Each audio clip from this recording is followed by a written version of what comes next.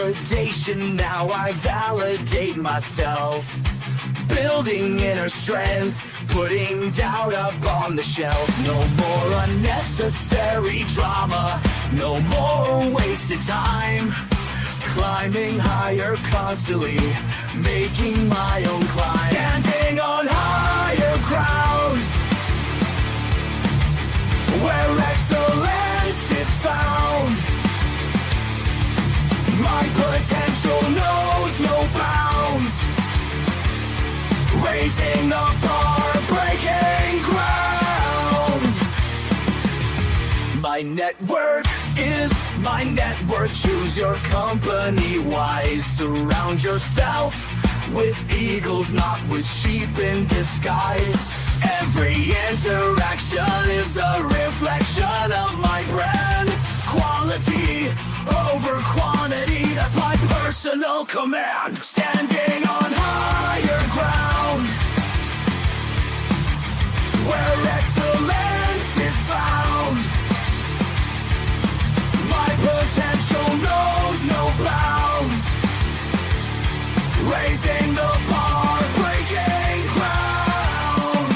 Whoa, I'm not just living, I'm manifesting my vision. Cutting through limitations with surgical precision. My expectations are my compass, my respect is my shield. To mediocrity and chaos, I will never yield.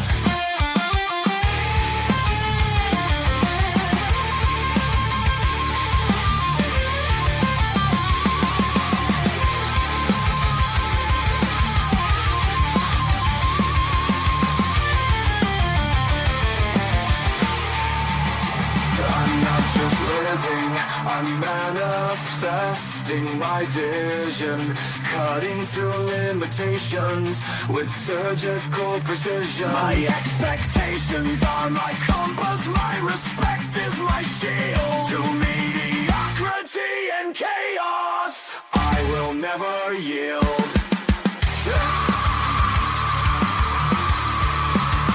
Standing on higher ground, where excellence is found. My potential knows no bounds.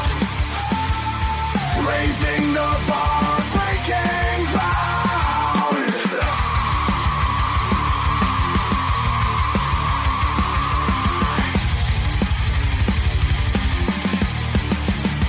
I'm not just living, I'm manifesting my vision. Cutting through limitations with surgical precision. My expectations are my compass, my respect is my shield. To mediocrity and chaos, I will never yield. How you doing, ladies and gentlemen? Welcome to This and That. I'm your host, Xander, where we're talking about this, that, and everything in between. It has been a very interesting day today, but I can tell you that with everything that's going on, I found out some juicy details that y'all are not going to like for Monday.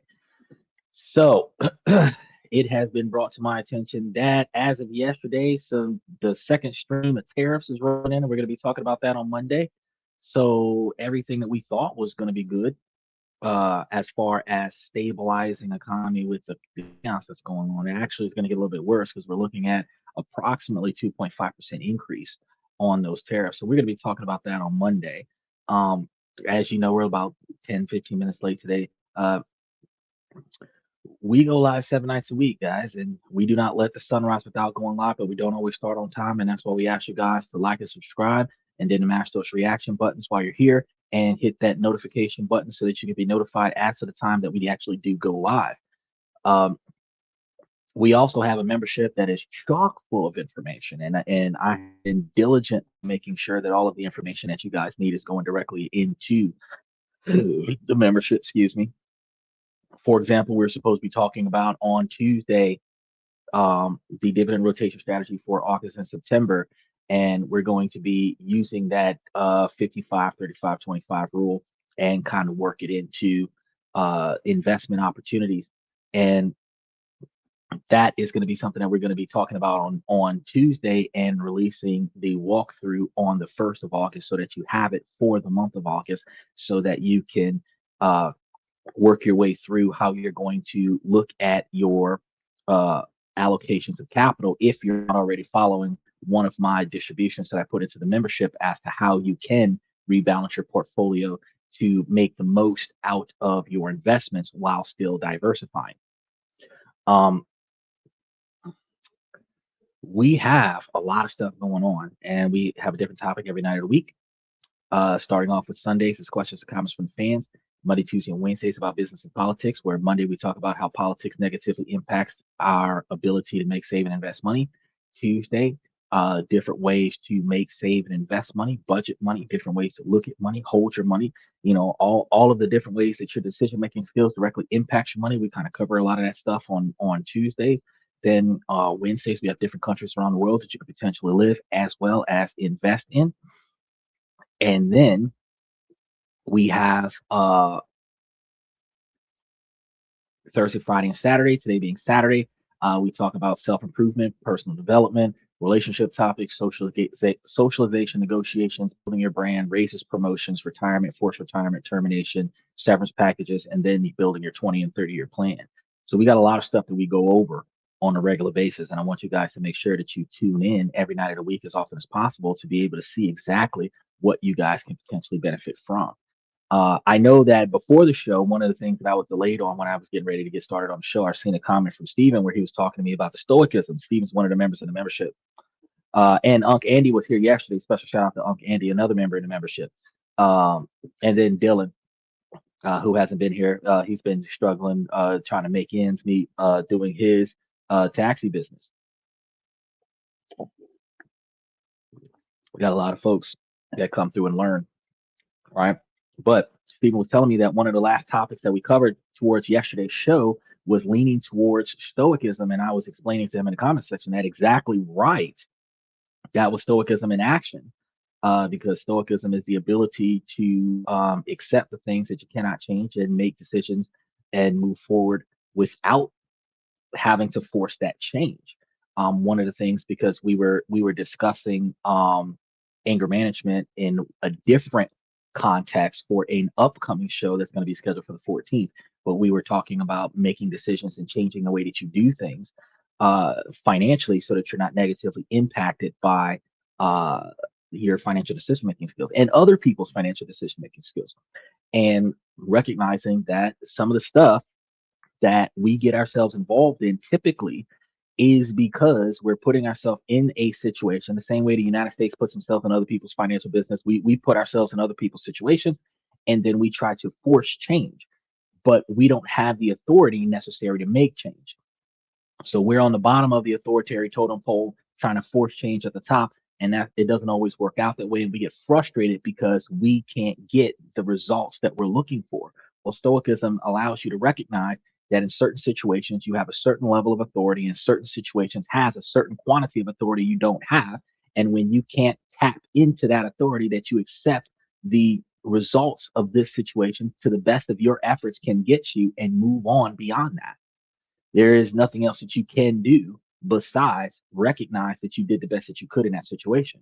Now, you can invoke change in some situations by escalating a service complaint with a higher level authority. You can invoke some levels of cooperation if you're talking to a supervisor, talking to a higher ranked authority figure in a situation where the higher ranked authority figure is rational and logical, but under the dynamic where the higher authority actually is just as corrupt, if not more corrupt, as the initial person that you're interacting with, you're still not going to get the results that you're looking for. And Stoicism will tell you, look, if you're in a situation where the odds are stacked against you, walk away from that situation because you can't win them all, right? You can't win them all. There's no way to win every single skirmish in a war and win the war at the same time. You can't salvage every single chess piece on a chessboard and still win a chess game. You have to lose something. Some can lose less than others, but you have to lose something in order to get to the other side, right? So recognizing that what you have to give up is beyond your control. and you accept that, and then you move past it, or you capitalize on that. That particular sacrifice is necessary for the alternative outcome, or the expedited or escalated outcome. In those situations, that sacrifice being necessary, that's when we start talking about the ends justify the means. The sacrifice that we had to make in the meantime is justified by the end result. Now, today we're going to be talking about uh, being broke at 30. There's a lot of y'all out there that is still wondering why your money isn't going as far as you would like it to go. You're in your 30s, your 20s, you're just now in your 20s, you don't really realize it because you can still fall back on family. And we actually covered a show that's going to be letting you guys know, hey, you got to cut family off too, financially. But for the most part, you're still existing with family, and that's one of the reasons why it's in your 20s you're not as hard up as you would be in your 30s. The less family that you have to provide you with subsidized support, the less stabilization that you have with your finances. And then when you start getting into your 30s, that's when you start realizing, shit, nobody's coming to help me. They're going to realize that by 30 years old, 40 years old, you should have figured it out by now, even though nobody taught you. Well, I'm here to teach you. Special shout out to OG Kicks. And the observation is that our trial and error with finances starts with what we were taught as children: make money to spend money, which is a broke mentality, but that's what we teach our children. We teach our children to make money to spend money. If you want something, it costs money. And in order for you to get what you want, you have to go and get the money to get what you want. Now, not a lot of times are the kids taught the most honest ways to do it. So getting money could be stealing it, it could be embezzling it, it could be unlawful activities in order to get it. But you have to get money to get stuff. They're not being taught on a regular basis that it makes more sense for you to find ways to make money and then put that money in places where that money can make more money, so that you're putting less effort into making money, where you can be in a position where your requirement to make money is no longer necessary, where you can now live off of the profits of the money that is making money for you. That is not being taught to individuals. So our trial and error from 18 or 16, sometimes when we get out on our own and we start trying to live life, our trial and error sometimes, and more often than not, falls back on the fundamental understanding that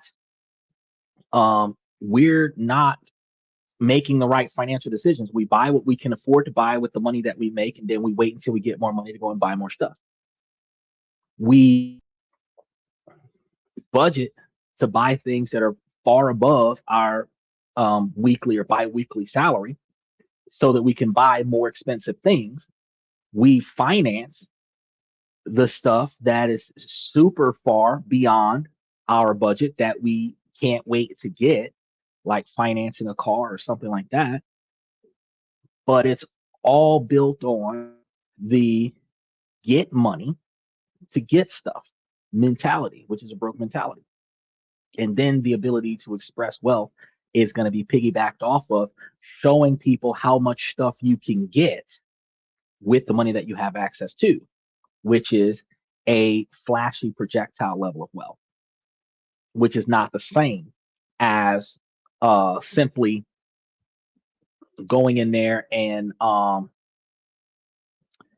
going in there and just doing what you got to do to get your own money, and making sure that you have financial stability on the back end. I was actually telling a friend and a family member about, reallocating your capital so that your money is making more money for you, so that you don't have to be dependent on government funds. If you're waiting on your income tax refund to buy something, you don't have enough money coming through on a regular basis to get stuff. I told a buddy of mine, look, take your extra money, put it into a brokerage account, start building your assets so that your money can start making money for you, so that you have more money to fall back on. Now, even though Me and my buddy, I helped him save like $1,500 a year, which is well over $120 a month off of his standard of living.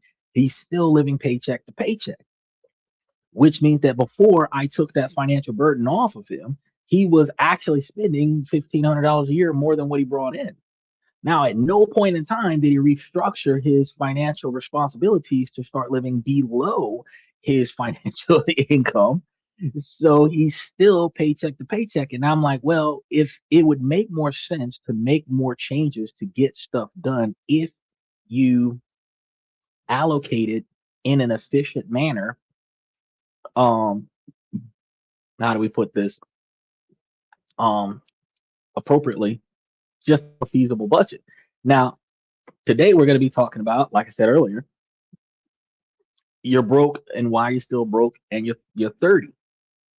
And we're going to be trying to help you guys get this information together. Because when you turn 30, it's supposed to be a milestone for you. You know, you're supposed to be wiser, more established, at least as a man, right? And you've been working for nearly a decade, if not longer. And maybe even you got a promotion, got you a decent salary. You did what you were told. You went to school, probably even went to college, you got a job, you started paying your own bills, and yet you look at your bank account after the rent is paid, after the student loans are paid, and a familiar sense of dread creeps in. You're earning more than you ever earned before, but still in all, you're broke. You're broke as fuck. You're stuck, right? And you're running faster and faster and faster on this financial hamster wheel, but you are not actually going anywhere. I know a lot of y'all, this feels familiar, and you need to listen very closely. This feeling isn't a personal failure. And I tell you this all the time. The fact that you are spending more money now than what you used to spend back in the day is not necessarily your fault when the essentials cost more. It is not because you're bad with money. It is because the entire economic game has changed. But nobody sent you a new rule book. The advice that your parents gave you, the financial script that you were taught to follow, has become a dangerous trap. And today we're going to expose exactly how that trap works, and more importantly, how you can escape it.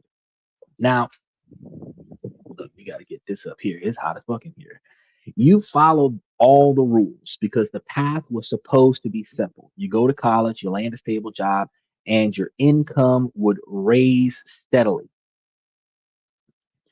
You'd buy a starter home in your late 20s or your early 30s. You become owing or owning, which is supposed to be better than renting, right? You'd diligently save 10% for your retirement. You'd tuck away an emergency fund, and by 30, you'd be on your way. But for millions and millions of Americans, that script has led to a dead end. Instead of building wealth, you're drowning in what's called cash flow fragility. It is a state where, despite a middle class income, your fixed costs, debts, bills consume nearly every dollar that you own, leaving no margin for error and no room for savings, and in fact, no path forward. Now, this isn't just a feeling, it's a mathematical reality. For a generation, recent surveys show that a majority of middle class Americans, middle income Americans, they're stressed about their finances. And this isn't about avocado toast. This is going to be a structural breakdown. And we're going to provide proof of what's going on. So let's be clear real quick, because being broke at 30 means in 2026 something way different than what it did back in the day. It doesn't mean that you're unemployed or earning minimum wage, because you could be earning $70,000 a year, a solid above median income that previous generations would have considered a clear sign of financial success, and still be functionally broke. In fact, in California and New York, you could be making $275,000 a year and still be considered functionally broke. The modern definition of broke is a constant grinding state of cash flow fragility, which is not the same as not having any money coming in. It is not having enough money coming in for the lifestyle that you have. So when we actually discuss the difference between poverty and wealth, true poverty is not having enough money to get the things that you need in life. So we recognize that 99% of Americans are fucking broke. The top 1% is not. You probably have 23% of Americans that can do more than others and still have something left over. And the other 76% of Americans are paycheck to paycheck. That's 76% of Americans that are paycheck to paycheck, which is the 76% of Americans that make less than $100,000 a year. And if we're talking about the 250 to $300,000 a year incomes that are still paycheck to paycheck as well, that's 86% of America. This is all of the 50% and the bottom 50% of Americans where everybody is broke because they make less money than they need to sustain the standard of living that they have. Right? It's the experience of your entire paycheck being pre-spent before it even hits your account. You are looking at how many hours you've already worked. You're looking at how much money you're supposed to get. You're estimating how much taxes is going to be taken out. Then you're projecting what all you plan on spending with the money that's coming in before the money gets here. You have certain bills that's due as soon as the money hits the bank. You have certain money that's due a couple days after it hits the bank. You have to move money to certain places to make sure that you meet the withdrawal deadline. If you have automatic bill pay set up in other accounts and there's no money in that account, your deposit account has to transfer money to your automatic bill pay account before the automatic transfer comes out of that account. All of this stress is being broke because you don't got enough money going around. You don't have 5, 10, 15, $20,000 just lingering somewhere. Right? So imagine this. You earn a solid $70,000 a year. After taxes, that's about $4,600 a month. Sounds manageable, right? Not New York when the rent is $5,500, but in most places it might be. But let's break down where that's going to go. First, you got housing. In many high cost urban areas where the good jobs are, finding a decent one bedroom apartment for less than $2,000 is a victory. So there goes 43% of your take home pay if you were living in that area. But if you were living in another area like California where the rent is like 3,500, there goes almost 75% of your income just on rent. Now the old rule was to keep housing around 1/3 of your income, where if you're making $4,600, 1/3 of your income would be closer to $1,700. Right? Because 25% of your income would be, well, actually 25% of your income would be like yeah, $1,200. So 30% of your income should be something around $1,500 to $1,700 off of a $4,600 income, right? But the old rule for many is simply not possible today. Next, you got transportation. Your car payment on a reliable used car. And that's why when me and Stephen was talking about his used car, he was trying to rush and pay off that car. And I'm like, nah, fuck that shit. Just give them whatever they ask you to give them and just pay it off over time and take the extra money and put it somewhere else.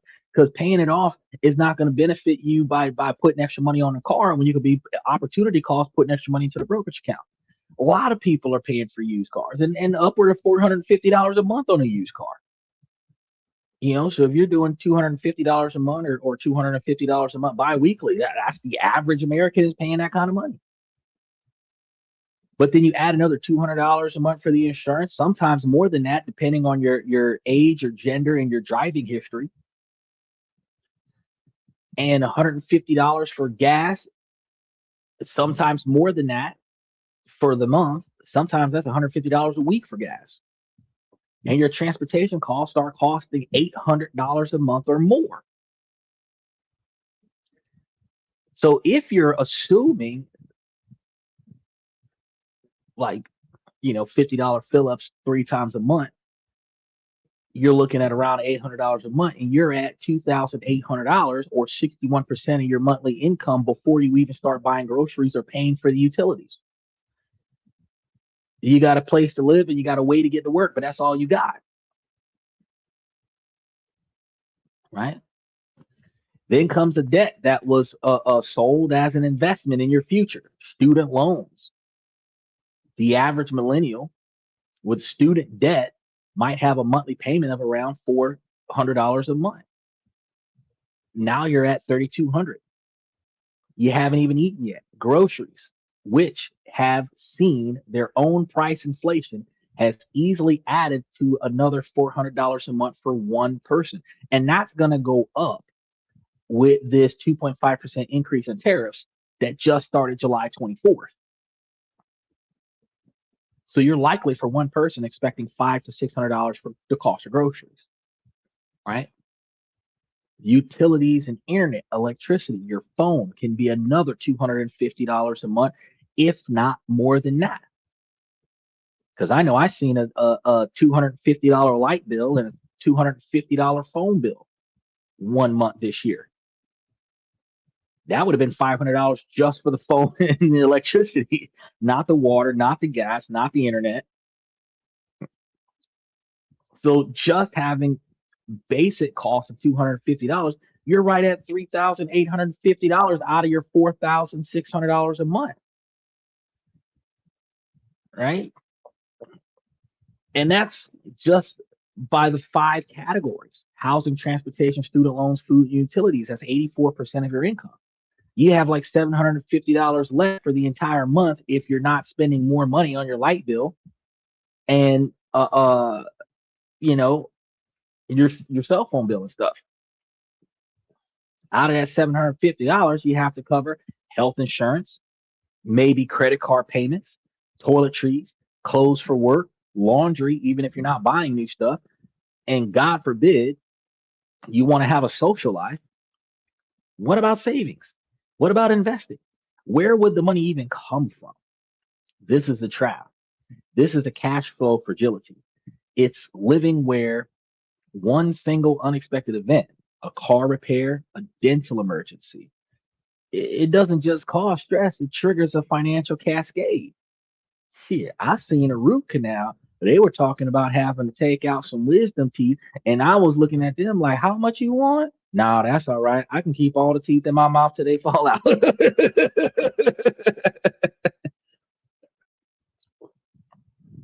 Bro, they were talking about $800 a tooth for 4 teeth. I was like, "Nah, just to take them out, just to make space for the rest of them."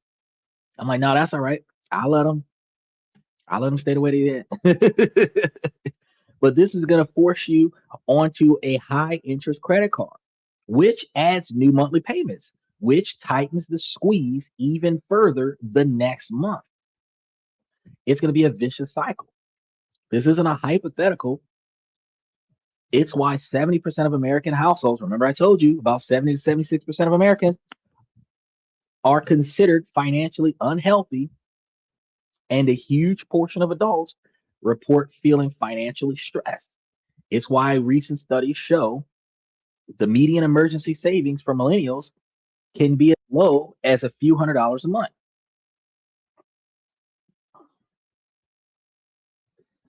Okay, how you doing, Joey?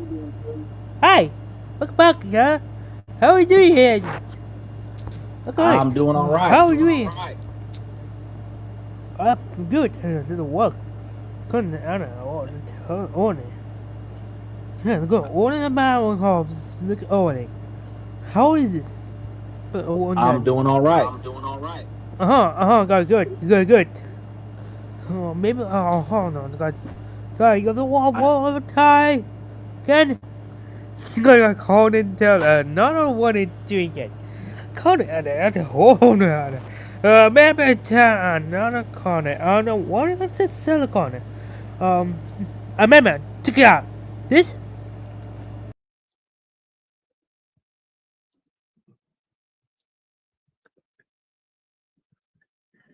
Okay, so we have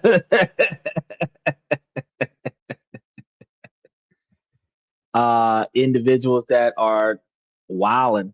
They wilding.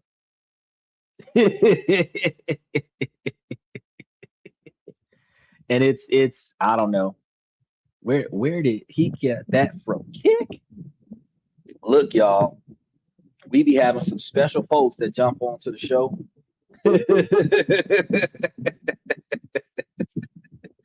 And that's one of the reasons why I'm like, man, I be hoping that they're gonna come in and they're gonna be positive and that they're gonna actually do some shit, but nah, sometimes they don't. Um, let's see what's going on with that. Oh, that's the he's using the password. Yeah, this is the stream key, and if you're gonna be appropriate on the show, you can use that stream key to get in. But I need you to be appropriate. His screen thing was inappropriate, so we got to kind of do something about that. Uh, um, but yeah, back to the main topic. So we're gonna have to crop that out.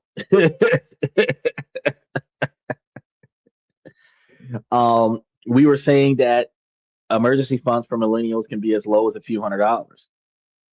Now, these individuals are not irresponsible. They are mathematically cornered. They have a middle class income, but a broke person's net worth. Their financial lives have no shock absorbers.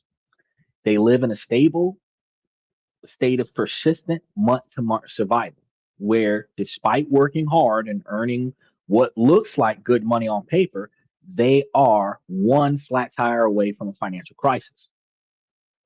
And this constant anxiety has a devastating psychological impact. Chronic financial stress impairs cognitive functions and decision making. It leads to avoidance where people are too scared to even look at their bank accounts. It's a state where many young adults describe themselves as just getting by financially. This isn't a personal failing, it's a systemic design flaw. You're playing a game where the difficulty has been cranked up, all while being told it's as easy as it was 40 years ago, which is a lie. The financial advice that shaped their mindsets was forged in a completely different economic universe. Back in the day, it was an era of stability, predictability, and support that simply no longer exists. This advice wasn't necessarily bad advice in modern times, it was just designed for a world that has vanished. Let's look at the old rules real quick, and we're going to hold them against the reality of 2026. The old rule number one was go to a good college and you'll get a stable, high paying job. That promise was simple. A degree was your golden ticket. You'd graduate, you'd land an entry level job, and climb a predictable corporate ladder with a steady quantity of raises. Now, remember, this advice was given to you back in the day when, excuse me, most Americans would drop out of high school and not get a high school diploma. That advice was given to you back in the day when a bachelor's degree was rare. In modern times, the next generation all have high school diplomas. Majority of the next generation is getting bachelor's degrees, and the last generation is returning to college to get a bachelor's degree. We call them return students, where they got out of school a long time ago and now they're going back to college after 10, 15, 20 years of being an adult. They're going back to college and now they're getting their bachelor's degree later in life. Instead of achieving that bachelor's degree between 18 and 24, they're achieving that bachelor's degree between 27 and 45, right?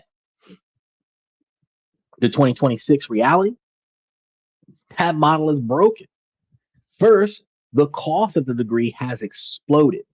Younger generations carry far more student debt, starting their careers in a financial hole, which is one of the reasons why I told you guys to borrow against a stone, put it into a brokerage account, and use that brokerage account to pay off the debt after the fact. Borrow what you don't need and put it into a high interest investment account, and then use that high interest investment account to pay off the loan so that when you get out of college, your brokerage account pays for your student loans. Where your day-to-day paycheck would still be paying for your standard of living, you at least wouldn't have that financial debt, that $400 or $500 a month financial debt lingering over your head, hurting your financial stability. Second, the career paths are no longer a ladder. It's a jungle gym. The idea of staying with one company for decades is an artifact of history. Today's careers are marked by job hopping, contract work, and the gig economy that has started to explode in modern society. While this offers flexibility, it also creates income volatility.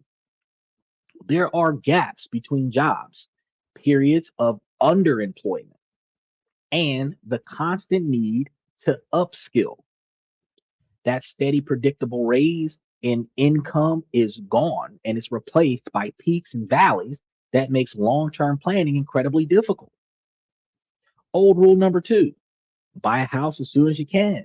Renting is just throwing money away. This was the most sacred part of the American dream. Your home was your primary asset, a forced savings account that would secure your future.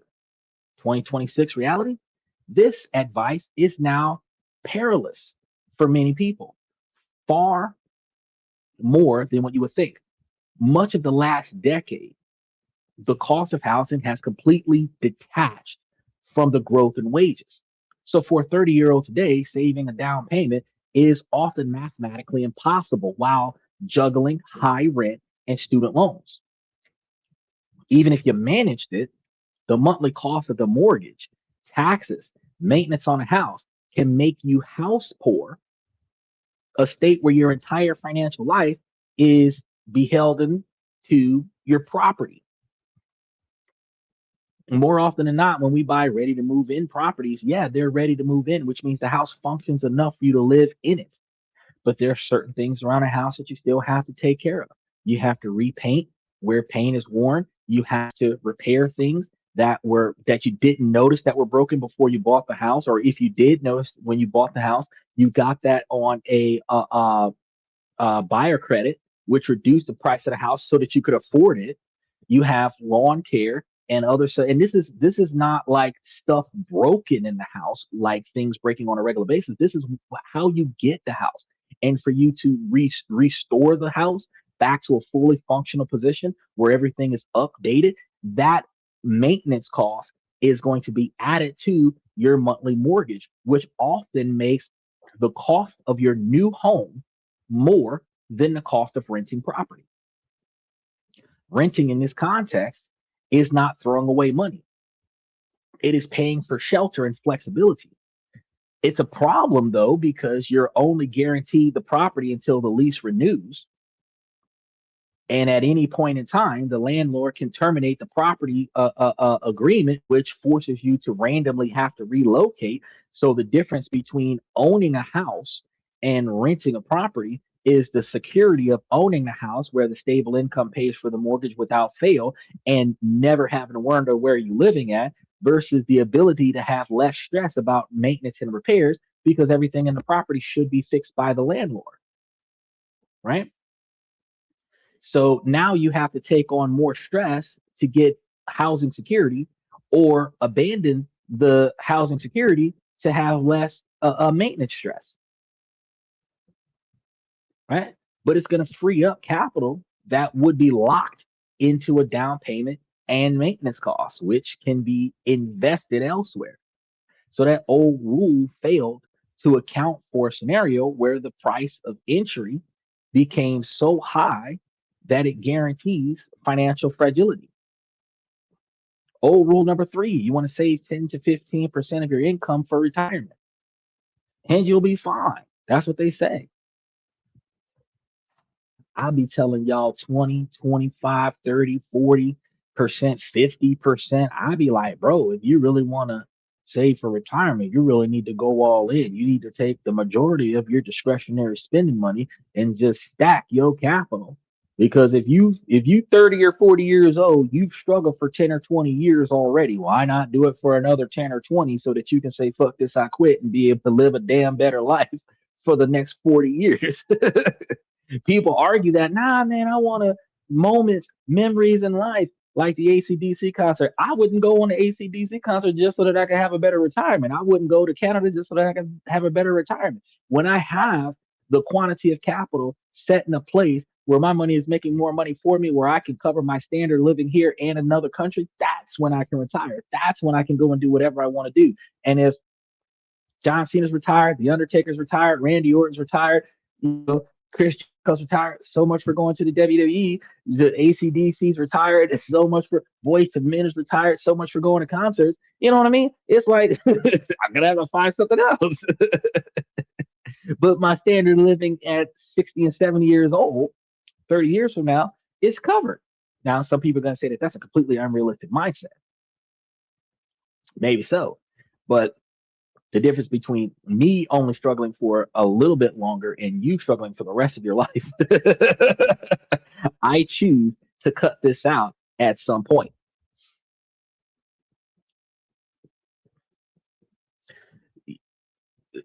When it comes down to saving that 10 to 15%, this was supposed to be the standard set it and forget it advice. And it was based on an ecosystem that included employer provided pensions and strong 401k matches, where after you finish working on a job for 20 years or longer, you would find yourself with a large enough quantity of money to be able to spend the rest of your days retired, paid for it. But we also have to recognize that back in the day, the average life expectancy was like 55, 60 years old. So if you got a job at 20 and you worked that job until 40 and then you retired, you only had 15 or 20 more years left of life and you'd be dead, right? If you started at like 15 or 16 and you built that retirement until like 45 and then you retired at 45, you still only had like 10 years to 15 years left to live. That was pretty much it. Now the average life expectancy is like 87, 94 years old. You quit working at 65, you quit working at 70, you have another 25 or 30 fucking years of life ahead of you. That pension from back in the day don't cover shit today. That model doesn't work, and they don't even offer. You have great jobs that offer pensions. You have decent jobs that offer 401k and IRA matches. You have poor jobs that don't offer none of that shit. Right? They introduce you to the insurance company, but they don't actually pay everything for you. They might put a little bit of money down on your Cobra, but that's about it. In 2026, the reality is that the safety net is gone. Defined benefit pensions are nearly extinct in the private sector, replaced by defined contribution plans like the 401k matches. This is going to put the entire burden of saving and investing directly on your shoulders. Retirement is now a do it yourself project. That 10-15% rule was designed to supplement a pension, not replace it entirely. Compounding this, many 30 somethings simply can't afford to save that 15% because, as we saw, over 80% of your income is eaten up by essentials. That's before you start wasting money on bullshit. Retirement savings is the first thing cut. Missing out on savings in your 20s and 30s means you miss out on the most powerful years of investment compounding. To catch up later requires saving a much higher percentage of your income, a task that becomes even harder with a family and other obligations. The result is a generation that feels like it's failing. You follow the rules, but the game was rigged. The economic ground shifted, turning sound advice into a recipe for financial stress.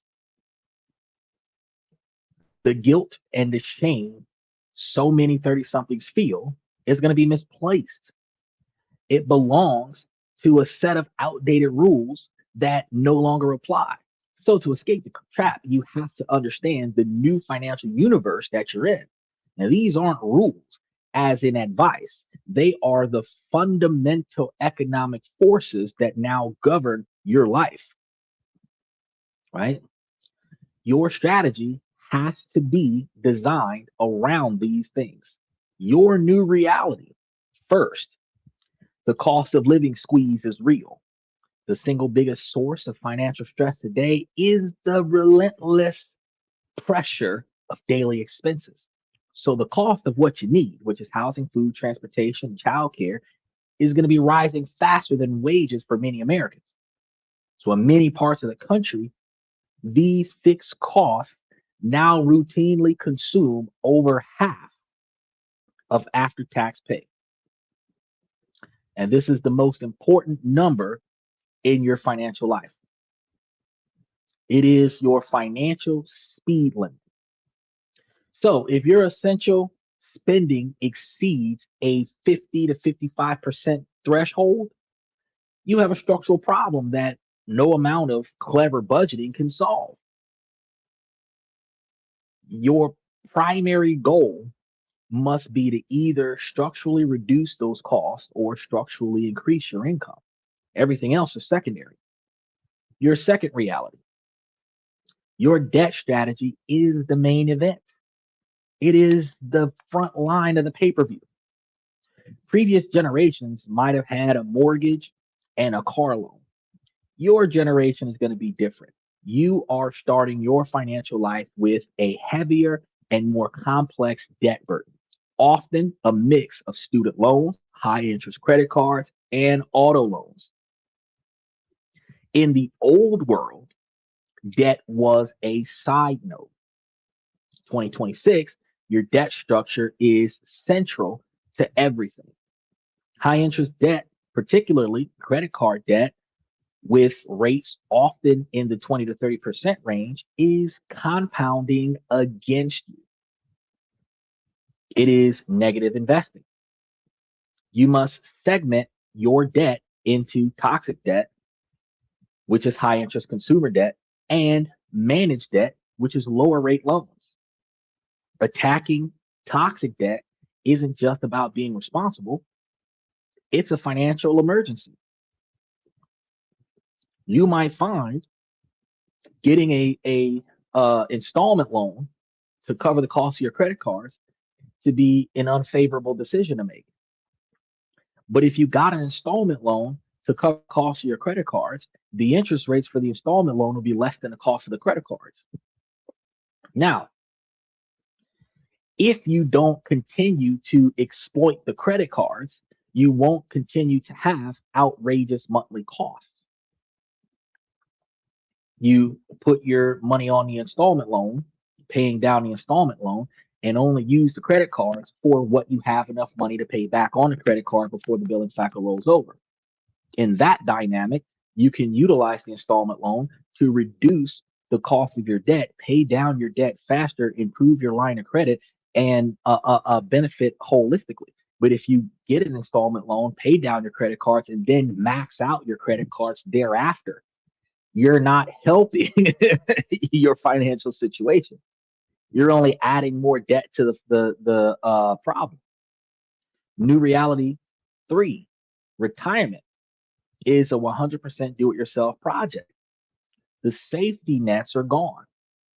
The pension has been replaced by the 401k, which means that the responsibility for funding 20 to 30 years of life after you stop working rests almost entirely on you.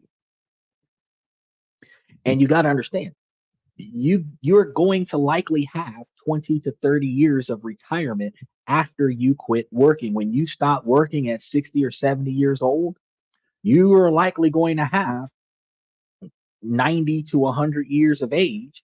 And that 30 years of retirement is what you're working on, which is why you can start it in your 40s and you can start your retirement in your 40s. You don't want to wait until your 40s. If you're watching a show at your 25, you can start now. But starting now, you don't have to woe is me on the fact that you haven't been doing it over the past 10 or 15 years. You can start now and work your way up to where you need to be at in your future. Recognizing what do you want your 30 years to look like. That's why I tell you guys how important your 20 and 30-year plan is. Recognizing what your 30 years look like and what do you got to do to get there. You're going to be the architect of your future security, and this is going to have two implications for you. First, consistency is going to be more important than genius. Your savings rate and your commitment to automating that savings matters far more than trying to pick the next hot stock. Second, every decision to not save for retirement is an active decision to work longer or live on less. Skipping a $5,000 contribution at age 50 doesn't just cost you $5,000. Assuming average market returns, it could cost you $75,000 or more in future growth. You want to treat your retirement savings as an unbreakable contract with your future self. Your fourth reality, your career is volatile and your earning power is your greatest asset. I just want to tell you real quick, we just seen. Now, Michael's been telling us for the longest period of time, get you a CDL, drive trucks, make money, take that money, live good in retirement. Fantastic advice. However, they now have AI rigs that are self-driving trucks. So you can get a CDL license and find that you're being outpaced by robots. Most manual labor jobs are being replaced by machinery. Truckers cost money. Big business is replacing truckers with trucks that drive themselves. The fact of the matter is that every industry where a machine can do the job just as good as a human for repetitive performance, a machine is going to be put in place to do that job. Each machine that comes out usually replaces at least one person, if not 50. Because think about it, think about you have a route. Each truck can potentially drive uh each truck can potentially drive, say, 300 miles. You will find yourself in a situation where you're gonna see the truck probably every 300 miles. You might see a second truck there. But guess what you got going on with that particular type of business? You've got a truck picking up a load, driving 300 miles, dropping off that load, going to charge, having another truck pick up that same trailer, driving 300 miles, and do that all the way across country. They're going to offset the expense onto the customer. But the truck driver that would have got paid to take that route is now replaced. Now, if that's the trade routes for that company, guess what they can do? They can have the last truck return the trailer, the same stops as the four route, and bring the trucks back to the original warehouse where they don't need a human being. He says your retirement savings is your lifeboat. You are correct. Get your CDL, your job is still safe. You are incorrect. Your job is no longer safe at having a CDL license. Having a CDL license actually makes you more legally responsible for traffic laws. Having a CDL license means that you have above average knowledge of traffic rules, and you are going to be penalized more heavily in traffic court when you commit traffic infractions. But you do not have job stability and job security with a CDL when they're making machines that drives the truck for you. A robot cannot replace cancer, but a robot can remove cancerous cells and replace doctors. Nope, a robot can't replace me. And one of the reasons why a robot can't replace me is because a robot would have to first be programmed to do what I do, which is provide you guys with all of the ways to bypass the necessity of machinery. And most machines are going to be taught with self-preservation. And the self-preservation coding is going to prevent a robot from doing anything that makes itself obsolete. So it's not going to come in and change the way I do things to a magnitude where it is beneficial and replaces itself. I'm making myself indispensable because I'm providing you with the knowledge and the resources to bypass the dependency of machinery and make yourself sustainable, which is not something that a machine can do. He says, all costs go to the consumer. All expenses will definitely go to the customer. And that's true, which is one of the reasons why you will find yourself, as they're putting AI trucks on the road, they're replacing employees where two people would have gotten paid to do that route. 10 trucks might do that route for those two people. Those people don't have a job, but those 10 trucks can run 24 hours a day, 7 days a week with no days off. Those people are going to have sick days. They're going to have personal days. They're going to have vacation days, and they're not going to be able to function. Right. So ultimately, no, the CDLs are not going to be protected. He said, we never go to court. We just pay the fines.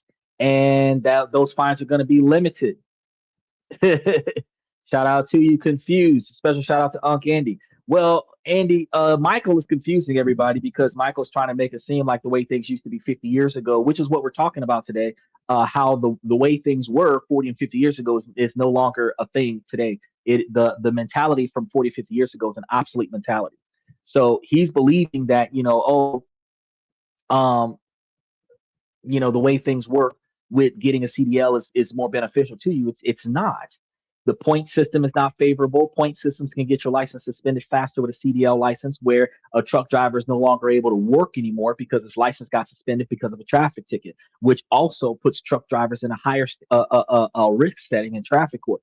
But machines replacing human beings is a very real thing that you have to pay attention to. Running out there and getting a CDL license thinking that I'm never going to be replaced by a robot is an obsolete mentality. You can't think that way. He said, I came in mid thought. No, no, no. You came in pretty much at a good time. I mean, we've been here for about an hour, but for the last 30 minutes, or for the last 45 minutes, I was telling you guys why at 30 something, the way things people used to do it in the last generation, in Michael's generation, is no longer effective for the kids in today's generation. Is the reason why things don't work out. And when I started mentioning about how machines are replacing truck drivers, Michael's trying to validate being a truck driver, and it's not working for him because statistically, the machines that are replacing human beings in fast food, in warehouses, in retail, as truck drivers, as cab drivers, these jobs are replacing people with machines, and those jobs are no longer secure. And that means that you cannot depend on getting a CDL and working for 40 years, where in the next 10 to 15, you might actually be replaced with a 100% automated system where machines might be all over the place, where there are still jobs out there. There are still things that still depend on human beings. Tech requires maintenance, and until they make machines that self maintenance, you have, when those machines defect, you need a human being to work on the machine, but that still means that you have to be in a different field than a manual labor job. And now those manual labor jobs are becoming obsolete due to the advancements of technology. That's what I was trying to get Michael to understand. And he's not willing to accept that. He said there's only 400 self-driving trucks in America this at this time. Right. So if there's 400, there's 200,000 machines in Amazon warehouse. There are 200,000 restaurants that replace the kitchen staff with machines. And there are 400 trucks this year that are replacing human drivers. Now, maximize that. You're going to look at probably in 10 years, 400,000 trucks over the next 10 to 15 years, which could replace 60 to 80% of truck drivers. Yeah, everything is replaceable. And that's one of the reasons why when we start talking about job security. 50 years ago, you had job security because you were irreplaceable. Now you do not have job security. You are not irreplaceable. What is this? Who is, yeah, hi guys. Okay, we're gonna take that guy. What is he got going on here? He tried to throw me into kick. He said, then become a lumper. I mean, you can try to figure certain things out. He said the auto drive 18 wheelers are on the road already. Yeah, exactly. That's what I'm trying to tell him. That's exactly what I'm trying to tell him. Someone has to unlock the truck, or someone has to unload the truck. Okay, so here we go, Michael. Now, pay attention. The truck drives itself to the situation, right? And then after the truck drives itself to the situation, then you have the machines at the warehouse that unload the truck. So machines can drive the product to the warehouse, and machines can unload the truck from the warehouse. Nobody needs to be there. The machines can unlock the doors. The machines can lock the doors. Security system is automated. You can have a whole Eureka system that is completely non-human functioning and get the whole job done, which would replace 10, 20 truck drivers for every warehouse, 200 truck drivers for every warehouse, hundreds of thousands of truck drivers in that same warehouse. Along that route where you replace humans with robot trucks and you're replacing warehouse workers with robot warehouse workers, you can replace the entire manpower staff of distribution. And the higher wages get, the more big business is working towards doing exactly that because it's cheaper to operate the machines than it is to operate than it is to pay the people. Now, yeah, you're probably still going to need mechanics to work on a truck when the truck breaks down, flat tires and other such stuff. So not every single job is being retired, but at the end of the day, a truck driver's job is not guaranteedly secured in a dynamic where there's a truck that drives itself. A warehouse job is not secured when the dollies and everything are driving themselves.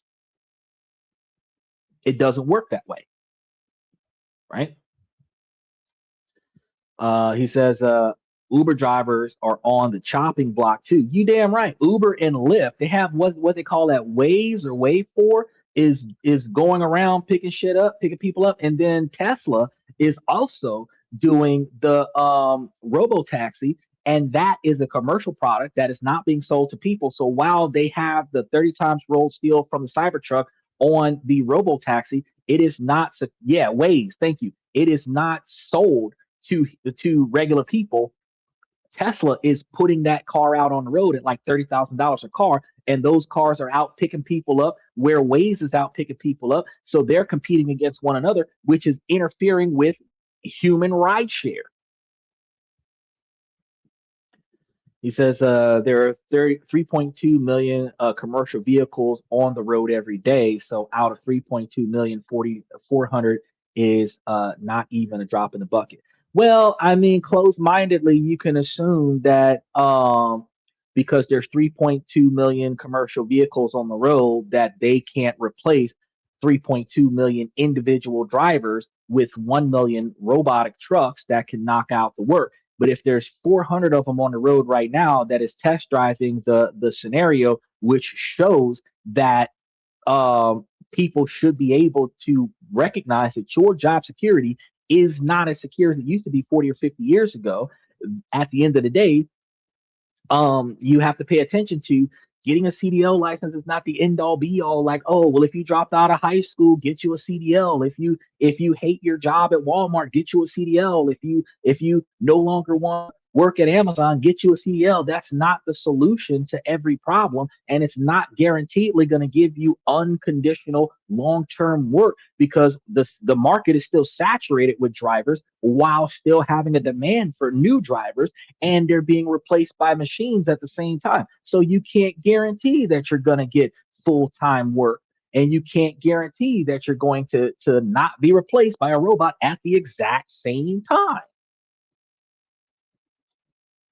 He said, so what jobs would you recommend? I'm not recommending jobs today. I'm telling you that in your 30s, you have a lot of different things that are interfering with your ability to have the stability that used to be guaranteed 40 or 50 years ago.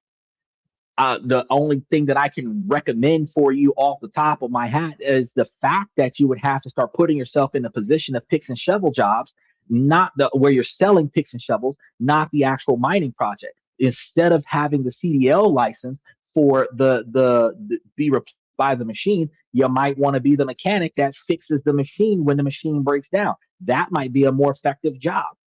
If you're going to get you a tech job or a coding job or some type of algorithm based job where you can service the software when the software breaks, because when the software breaks it can't even self maintenance itself, you can go in there and fix that. That's a more secure job than a manual labor job that you could literally do in your sleep. If you think, well, I can drive this vehicle without having to think about much, so can a robot.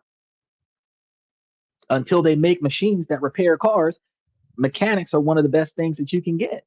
You have factories that build cars from the ground up, but you don't have a lot of mechanic shops that actually repair cars when cars break down, because there's so many different variables and so many different things that breaks on a vehicle that it is not guaranteed what broke can be fixed by the machine that was created. So right now, mechanics is still a more secure job than a truck driver. But how often is a brand new $200,000 self-driving truck gonna require repair? Not nearly as often as a 2002 something or other is gonna need repair.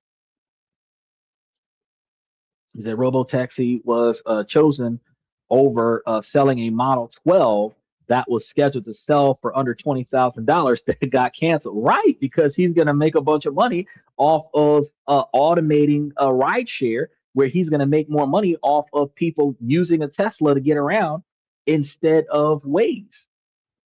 Do you think driving will go away in your lifetime?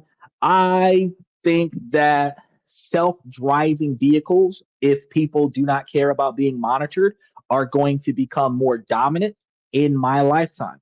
I believe that probably in the next 40 or 50 years that we will find ourselves in a position where there will be a large number of uh, there would be a large enough number of self-driving vehicles on the market where vehicles would be able to um, um, they'd be able to change the grid and have the vehicles working off of one another. But do I believe that it'll be 100% self-driving vehicles in my lifetime? Because like right now, I'm like 40, 41 years old. In the next 55, 60 years, while I'm still alive, do I believe that it'll be a 100% automated roadway? No. But would it be probably 60% automated roadway? Yes. And will anybody who's paying for somebody to drive be replaced by a robot? Yes. Anybody who wants to have a chauffeur is going to buy a car that drives itself, which gets rid of chauffeurs because it's cheaper. Instead of paying somebody $15, $20 an hour to drive you around, instead of paying that person $15, $20 an hour to be on standby to drive you around, you have a car that drives you so that you don't have to drive yourself. Yes, I believe that that's going to be a thing. Do I believe that in 25 years that I'm probably going to own one of those vehicles? Probably so, because when I get 75, 80 years old, I don't want to drive myself around. Instead of me paying a chauffeur to drive me around, I'm probably going to have a machine drive me around because it's cheaper. But that's how big business operates. It says if you hate your own job, quit and become a nurse. Then that's the worst advice to ever give anybody. First and foremost, if you hate your own job, stop working for somebody else. And the best advice is for you to find something that you like or tolerate doing that actually makes money, or find pain points in other people's businesses that you are skilled at, and you turn that into a business where you pay yourself to take care of other people's problems. Don't run out there and be a nurse because nurses are making 40,000 a year. You hate your job and you're making $65,000 a year at Wendy's, and you quit and go to college for 18 months, come back with student debt, and then you start becoming a nurse. Now you're making less money in a nurse with a more prestigious job. And God forbid, depending on where you're living at, you might have more nurses in that area than they have jobs available for nurses, even though the entire nursing market over the course of the United States is underpopulated. you would have to relocate from the city and state where you got your nursing degree to a state that needs more nurses, which costs you money you don't have, so that you can become a nurse at $40,000 a year, $50,000 a year. That makes no sense. That's like saying quit your job and become a public school teacher. It makes no sense. You say, oh no, I want to know. Well, you got to be able to open your ears and be able to accept information that you don't like, Michael, because I have a job that is foolproof to any economy. He says HVAC and refrigeration is always needed. See, now that's the kind of job that the machines haven't replaced yet. They have not started trying to create any kind of machine that's going to crawl up into the attic and repipe your AC system. That's what I'm trying to tell you. So HVAC, that's good. Electricians, those are jobs that machines haven't been built for yet. And since machines haven't been built for that in my lifetime, these kind of jobs are going to be jobs that are still going to be there when truck drivers are replaced, taxi cab drivers are replaced, fast food restaurant employees are going to be replaced, factory workers are going to be replaced, clothing store employees are going to be replaced by machines in my lifetime. Girlfriends are going to be replaced by machines in my lifetime. But HVAC, AC, electrical, those guys are not going to be replaced in my lifetime. Maybe in my kids' lifetime they might be replaced. He says become a chief. You can try that, but you're trying to become a chief at, again, you're going to be looking at 120, $200,000 worth of student debt. You're going to try to become a chief nurse. You're going to try to become an RN, which requires 5 or 10 years of experience. Giving somebody the advice of quitting your I've already been doing this for 15, 20 years job to say, I'm going to go and be the chief nurse of a local hospital. You're starting your career over from base pay. And if you're already getting $65,000 a year in a fast food restaurant, you're not going to quit that job and then do base pay at $45,000 a year when your standard of living is $55,000 or $60,000 a year. You're taking a pay cut that doesn't sustain your current standard of living. You would have to change your standard of living to a $30,000 a year standard of living, which means you got to sell all your stuff, move to a lower income neighborhood, which is probably going to have more crime ridden neighborhood, so that you can start over financially, which not a lot of people are going to want to do. Your advice leaves out all of the fundamental issues, which is why people don't just do that on a regular basis. I took an Uber, a self-driving car in San Francisco, had me go down a one-way road. I don't feel safe. Yeah, it does. I'm not saying that they're the best choice. I'm just saying that you took an Uber that was a self-driving Uber, which replaced yellow cab. You didn't take a yellow cab. You didn't take a normal taxi. You didn't even take a Lyft or an Uber that had a human driver in it. You took a self-driving Uber. Doesn't matter if you felt safe or not. That decision is the reason why I'm telling you. Drivers are going to be replaced by machines. I believe in 50 years, you'll be asking, why are we still not on the moon or Mars? No, I don't think so. And you know why?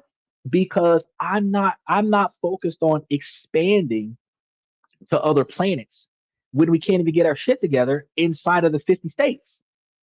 There's enough land in the United States that we can get our shit together. We can restructure life better than what we are if we look at what Asia's got going on. They got several billion people over there, and they're able to live a more efficient lifestyle than we are. And we've got way more land. We've got acreage.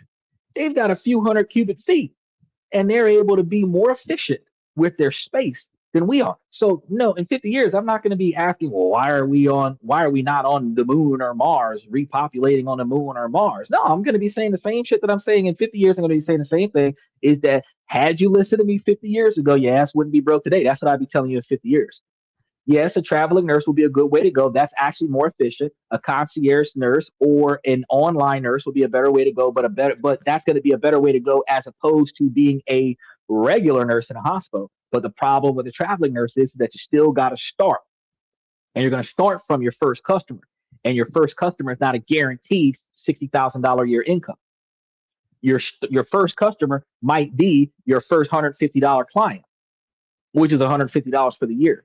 Your first 20 customers might be $2,500 for the month, which is $2,500 for the year. You have to build yourself up from nothing to something. So over 10 years, you can become a traveling nurse, and that will give you more money. But again, you're still in a position where you're not not capable of dropping everything, starting over, building a new life by just quitting and going to college and coming back with, oh, I'm more successful now. No, you're going to need a standard of living that is going to sustain you during the transition. And if you don't have that standard of living to sustain you, you can't make that transition. So if you were in a relationship that where somebody else was paying for your standard of living, yeah, you can make that transition. If you were living with family where you can make that transition, yeah, you can make that transition. But if you're living by yourself, no, you can't make that transition. HVAC can be replaced by robots. It can, but they haven't started making people to do it. Sanitation engineer. Sanitation engineer is still not. They have not started creating sanitation engineer people yet. They haven't started creating nuclear power engineers yet. Chief or chef? Chef. Well, chefs in restaurants, again, a chef like McDonald's restaurant or Ruby Tuesdays, TGA Fridays, Denny's, Waffle House. I mean, those are 65 and $70,000 a year jobs. But if you hate that job, that brings us back to you can't quit being a chef and go be something quote unquote financially better when the start over phase, because you're moving from one industry to another, where your skill set in one industry doesn't transition over to another, requires you to start your pay over. That was a whole side topic that you straw man us into. He said, "Best advice, you'll figure it out." That is the worst advice. That is the worst advice. That's also ultimately saying, "Fuck it, I don't care anymore. I quit this discussion because I don't know what I'm saying." And I'm going to tell you that again. That's one of the things, which is where we stopped at when Michael came in with a lot of inconsistent advice. Is that the old school? Because Michael's 71, I'm 40. 30 years ago, his advice was golden advice. 30, 40 years ago, before I was born, his advice was golden advice. All of Michael's advice was golden advice. Unfortunately, his advice is now outdated. Some of his advice does not apply to today's operations. While it was good hearted, it does not apply in modern times to be as effective. And that's what we were talking about in today's show. He says, chef in fine dining takes years to achieve, like apprentice for 6 to 8 years. You damn right. That's what I'm trying to say. So if you're already in that job 6 to 8 years, 10, 15, 20 years, who's going to quit that job and go somewhere else? Check China out. Yeah, okay. I specialize in D cup car or D cup care, which is bed source. Created my own nursing job at times. Right. So over the course of the last 55 or 60 years, you specialized in a specific field and you were able to create your own jobs. Now, at 71 years old, you are not capable of transitioning from what you've experienced over the last 50 years into a completely different field. You would have to start over in an entry level position, the same as the 18-year-olds, where you at 71 would be compared to an 18-year-old in performance and skill set and knowledge and capability. And you're not always going to be able to compete. That's the point. That was the whole reason why I told you that transitioning job. If you're 18 years old and you don't like your job and you just started that job, yeah, fuck that job. Go get you a CDL because you're getting base pay at your old job. You're getting base pay at your new job. You can start from somewhere. But the problem is that when you're telling somebody that's 30 years or 40 years old, where you've been working for the same job for 10 or 15 years, and you're telling them, fuck your job, start over, get you a CDL. Bro, that's bad advice. That's like saying, quit being a CIA agent and become a guitarist for a local band. He said, okay, fuck it out. Okay, but I know that's the advice that you're giving. It's still good advice. Okay, so it is good-hearted advice, Michael. It is meaningful advice to the magnitude where you had good intentions when you were advising people to do something different because there are other opportunities. However, as I was explaining on the show, is that the old school advice does not apply today the way it used to apply back in the day. And we need to find another way today to last us another 30 years. If your 50-year-old advice in 2026 is phased out or phasing out, how can you keep giving that advice for another 20 years? I can't live off that advice for 20 years if machines are replacing the jobs now. I have to secure a secondary source of income so that when the machines fully replace my job, I can stop doing it. That's what we're talking about. He says the patient is still there, but the dressing is changed. Well, that's a good metaphor, but think about this. If you are experienced in intake, drawing blood, taking temperatures, checking vitals, you cannot transition to surgery without training. You don't have the skill set. So you could be the highest paid intake nurse, but you would take a massive pay cut to be the lowest paid surgery nurse. Transitioning is going to be the problem because the majority of Americans live at 90 to 100% of their income. So if your $60,000 a year job requires you to transition to a $40,000 a year pay, you're taking a $15,000 a year pay cut without reducing your $60,000 a year lifestyle. That is what people are not willing to do. And that's why changing jobs like that doesn't work out very well. You said, why would I? Well, I mean, I'm using you as an example because you're over here giving inaccuracies. I graduated, made it across the line, right? But the people who are still trying right now aren't making it across that line. Jobs are nice, important even, but a side hustle never hurts. I'd label mine as a profitable hobby. You are supposed that actually makes a lot of sense, on Candy. If you have a profitable hobby, where it's something that you do on the side and you can potentially make money from that. You can take, and I've encouraged people to do that. You can take a profitable hobby that's not your primary source of income. You can restructuralize it and expand upon it so that that profitable hobby starts becoming a primary source of income capability. Then you can transition from your full-time job to your your profitable job. Your profitable hobby becomes your startup business. Your startup business becomes you working for yourself, where you're getting paid to take care of big businesses' pain points, and you don't have to worry about the volatility of the market where machines are replacing humans because you're not working in the areas where machines are being created to replace humans. That puts you in a position where you are capable of making money, make money for yourself without having the stress of being replaced. And I tell people all the time, side hustles are a good idea as long as you're not doing 80% work for 10% profit.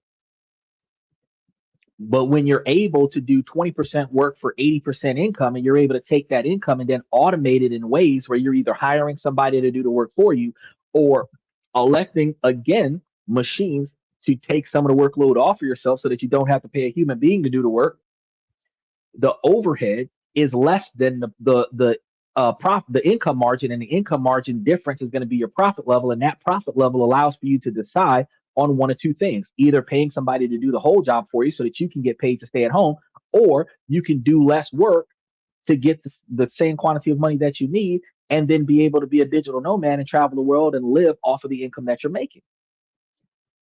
He said, then you better get busy. Well, phlebotomy. Uh, I don't know. He said, why would you take a pay cut? Nobody would take a pay cut. That's why I told you that it's not a good look. It's not a good look. There are very few jobs that are an even transfer from where you are with your current experience to where you want to be at with no experience, where the money that you're making on your old job is the same as the money that you're making on the next job. The more often than not, if you're changing jobs inside of the same industry where your skill set directly transfers over to the next job, your pay set should transfer over as well, where you might even transfer from one job like McDonald's to another job like Burger King and get a dollar raise.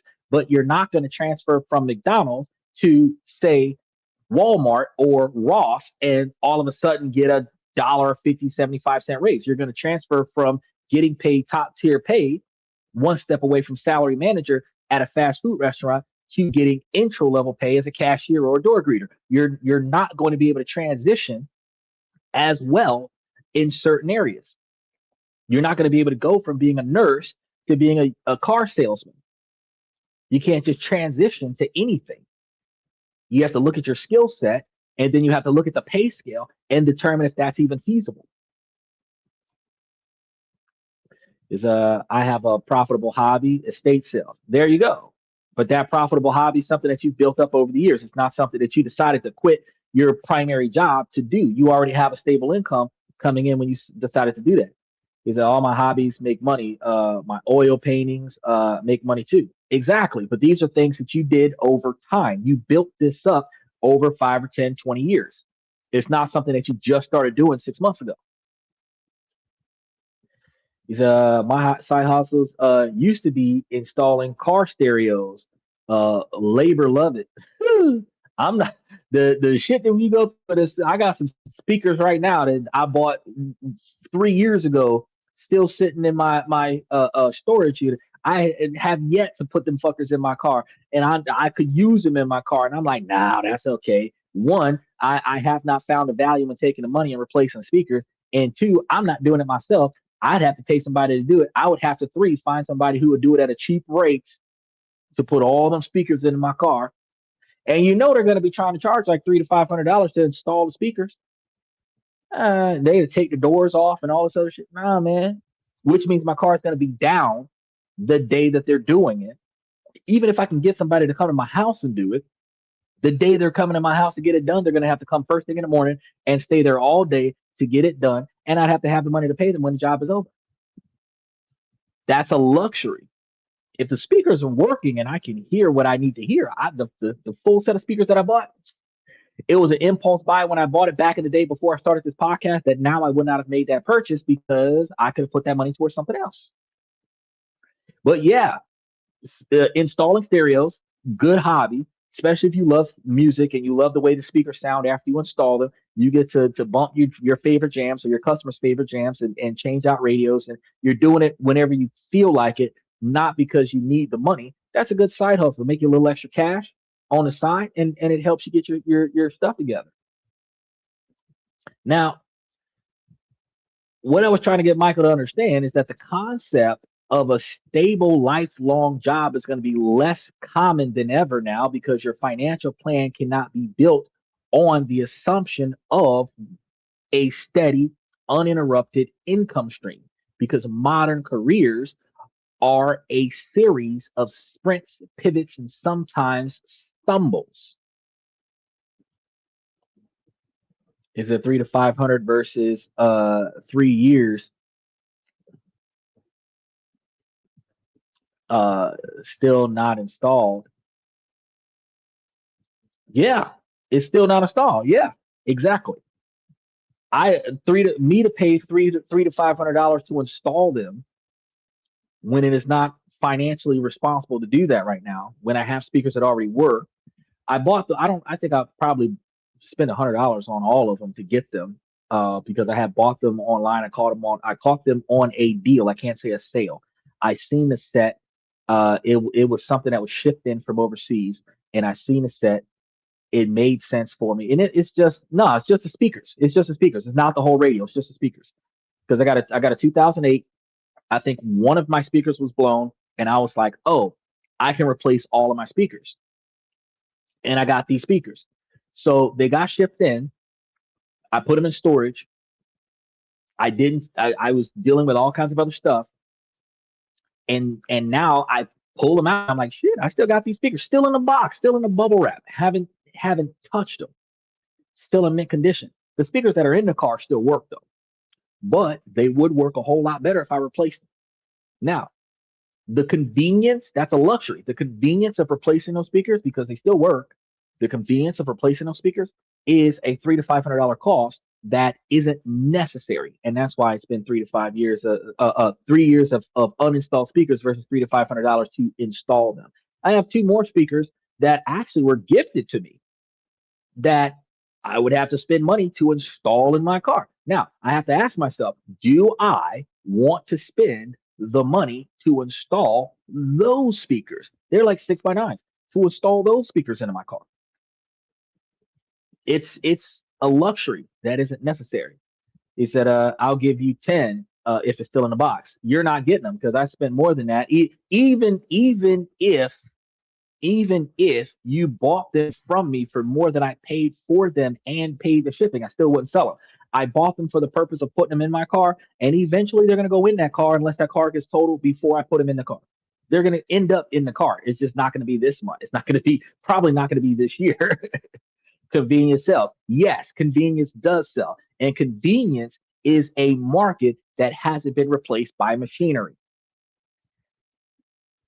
The standard functions of our economy, truck drivers, fast food workers, warehouse workers, computer software, that stuff is some of the first areas that are being replaced by machinery. But convenience, upgrades, that stuff has not been replaced yet. And convenience does sell. And that's why I told you that if you hate your job, instead of quitting your job and getting a CDL and going to drive trucks, or quitting your job and trying to be a nurse, if you hate your job, find a pain point in society that is a convenience that people will pay to have. And then you provide that convenience and start up your own business.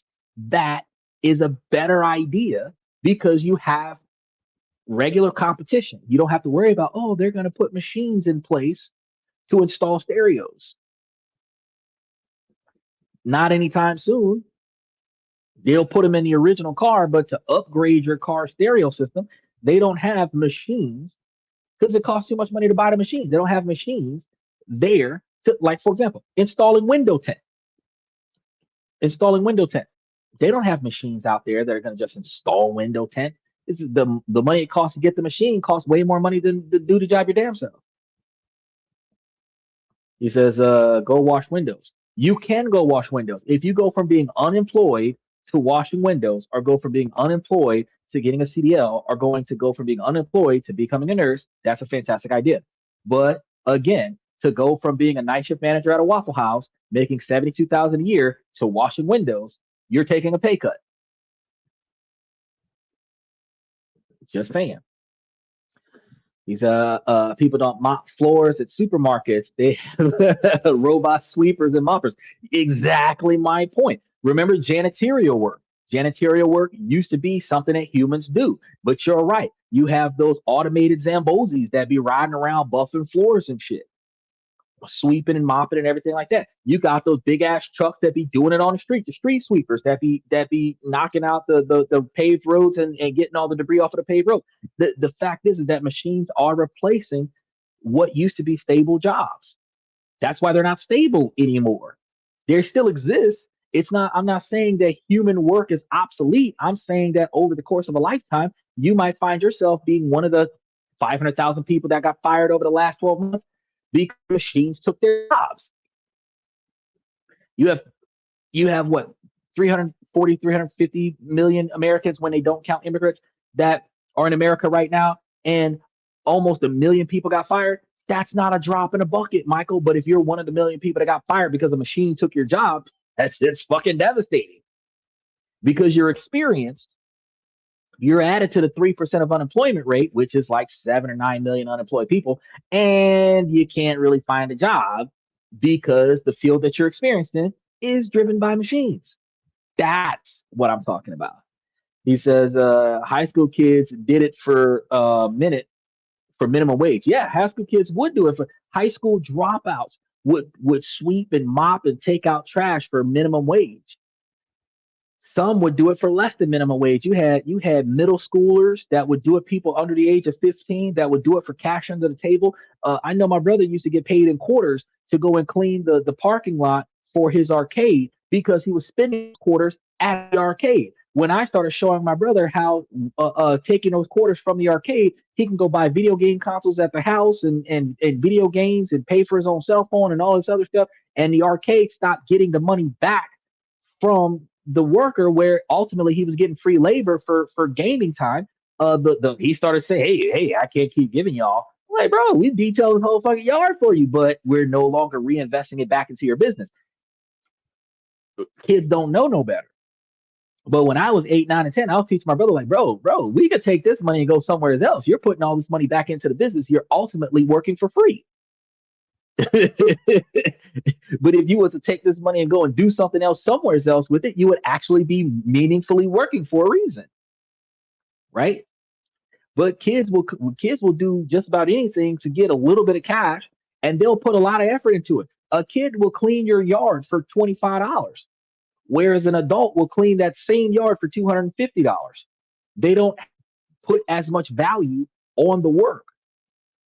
But the older you get, the more your physical condition doesn't support that shit, and the more you start trying to put time on effort.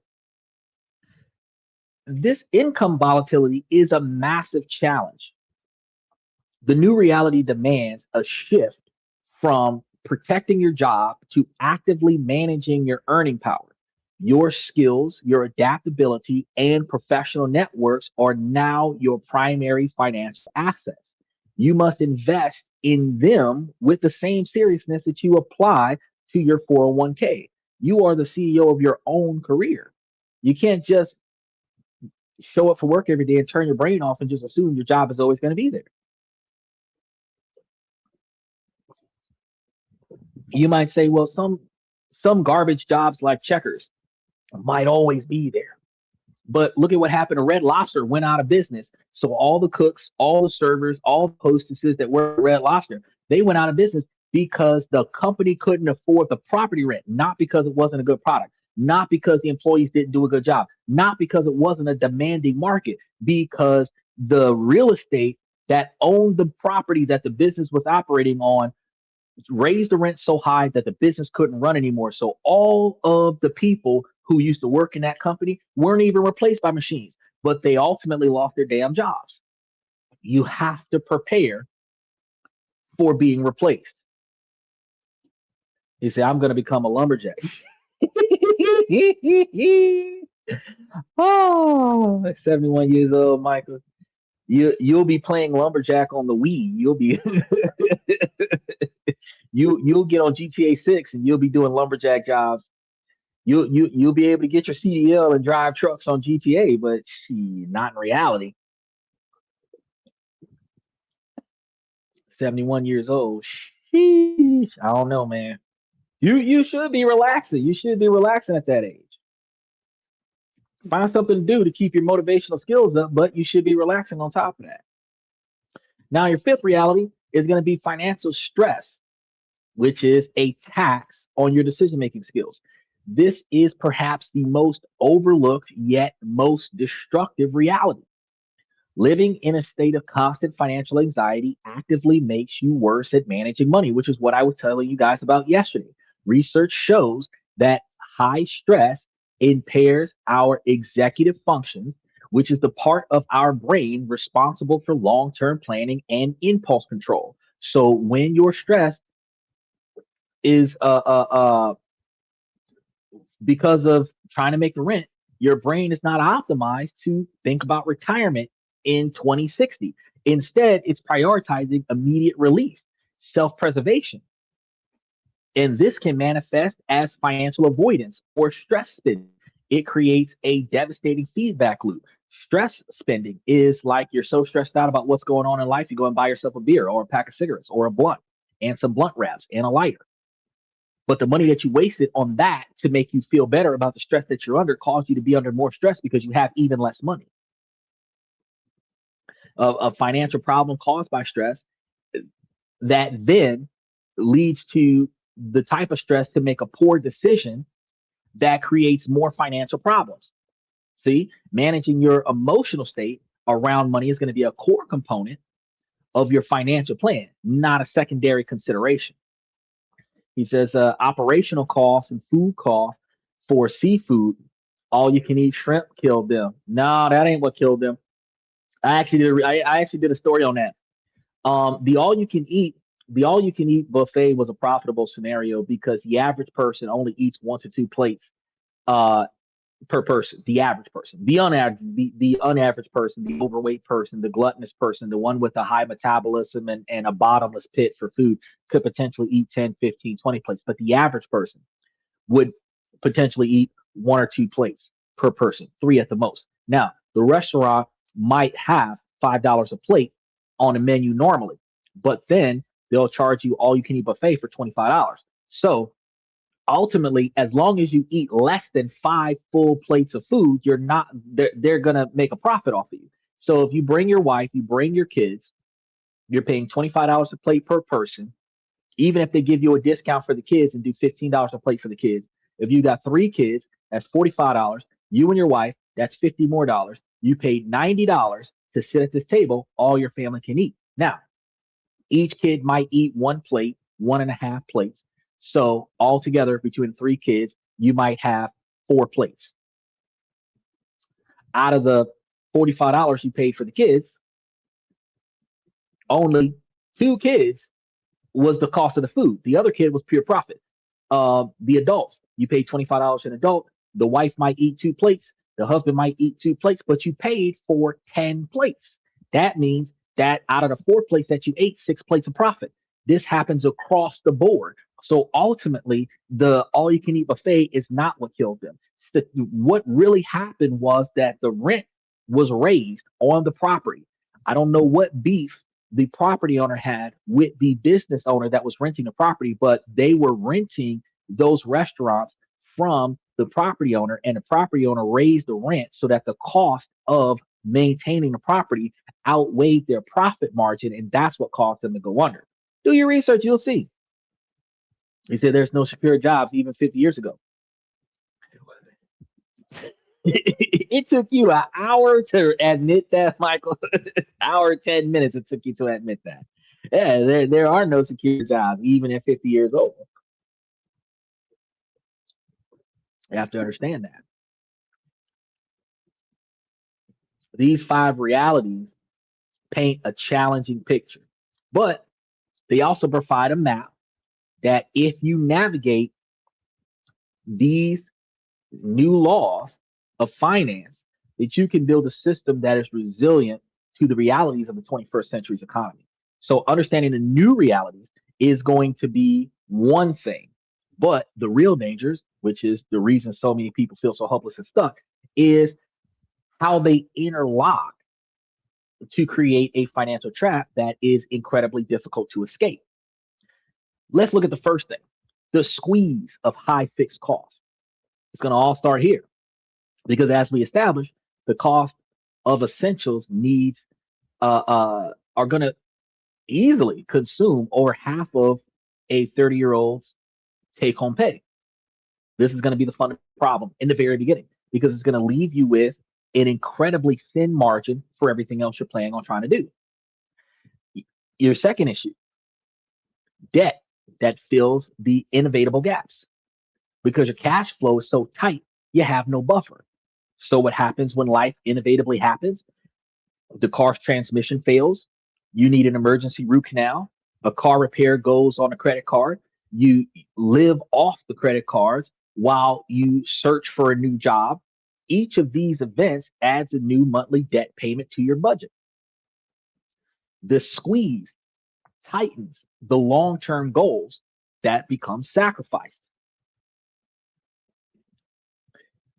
This is going to be where the trap jaws begin to shut. The new debt payments are added to your already high fixed costs. Your cash flow margin gets even thinner. You have to cut something. What's the easiest thing to cut? Your retirement contribution. You tell yourself it's just temporary. But in doing so, you're robbing your future of the incredible power of compounding growth. The next issue you have, life expectations that intensify the pressure. Because while things are unfolding, your social media feeds are a curated reel of your peers' success, the vacations, the new homes, the trendy dinners. This is going to create a powerful sense of falling behind, the fear of missing out. And when you do get a raise, instead of it being a lifeline, it gets immediately consumed by lifestyle inflation. You feel that you deserve a slightly nicer apartment or a new car.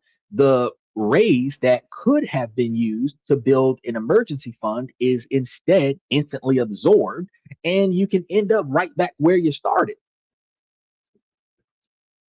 He says the biggest issue, people don't look at their budgets or even have a budget. It becomes dangerous if you don't know where you are going. Yes, 100% correct. The average person doesn't pay attention to shit. They get money, they spend money. They look at their available cash and then they look at the desired purchase. If the available cash is equivalent to or more than the desired purchase, they spend the money.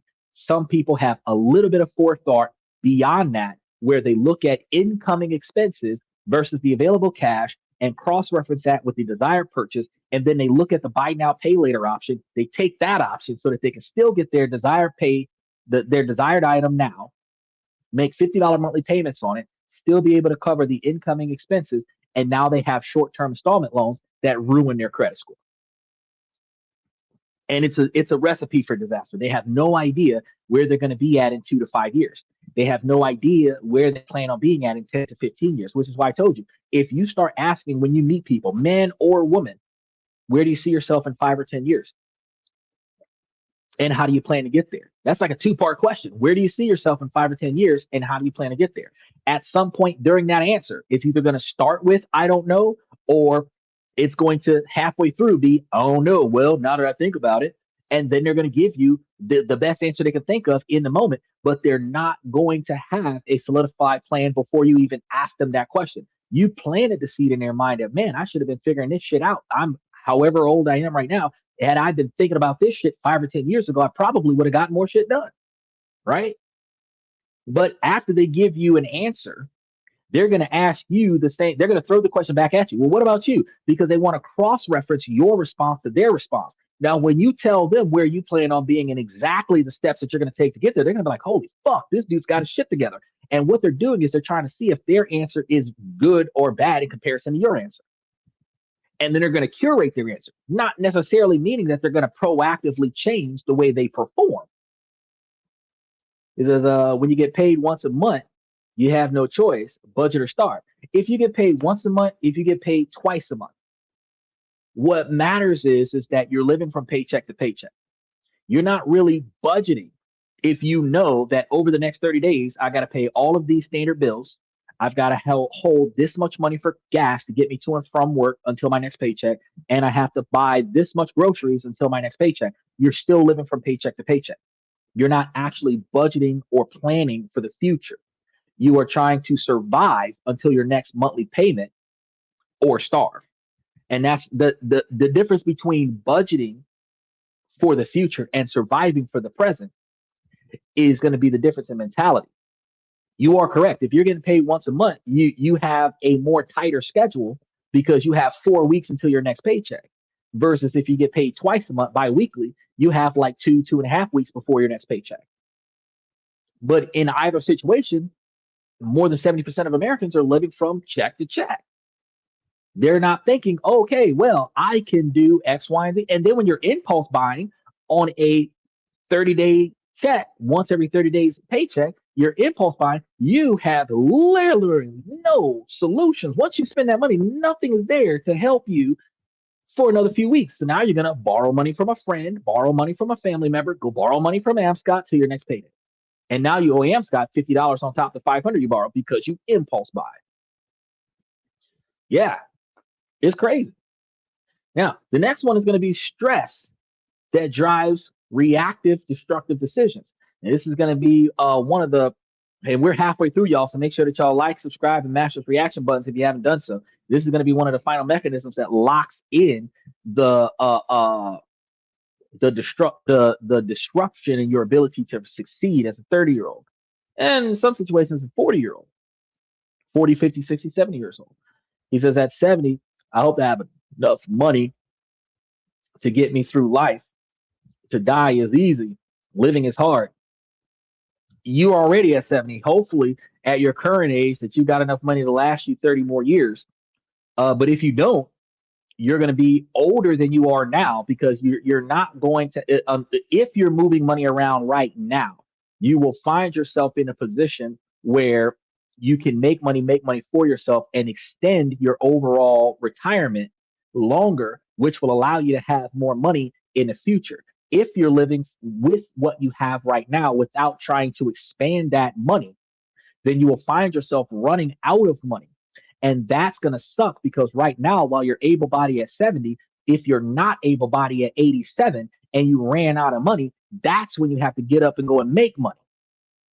If you're moving your money around where your money is making money for you right now, even at 70 years old, if you had a 15 or 20-year plan of raising more money to extend your retirement, by the time you reach 80 or 90 years old, you would have a secondary quantity of income because a 10-year, if you took, again, 15,000 a year and put it into a brokerage account and you rode that wave for 10 years, you'd be 82. You'd have 150 grand plus compounded interest, which would probably be like 210. And even if you were getting 10% return on investment, that'd be an extra $20,000 on top of whatever you got right now that would be getting paid to you at 80, 82 years old, which would aid you in your capabilities to last you until you're 92 years old. And if that 20 grand only paid for in-home nurse to wipe your butt, help you take showers, and give you medication, the fact is you'd have an extra 20 grand a year to pay for it.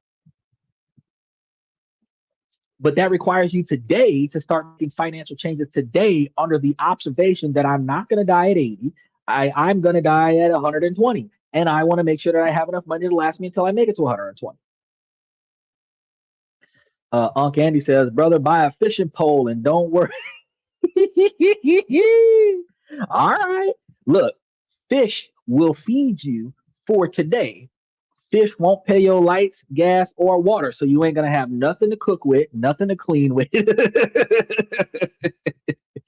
going to be hot when it's hot out. It's going to be cold when it's cold out. Nothing to pay the rent. So if you don't own the house, you're going to be shit out of luck. And you have to own the house and not have a mortgage on the house. And the house has to be cheap enough where the homestead tax credit pays the taxes on the house in order for you to truly have a free house.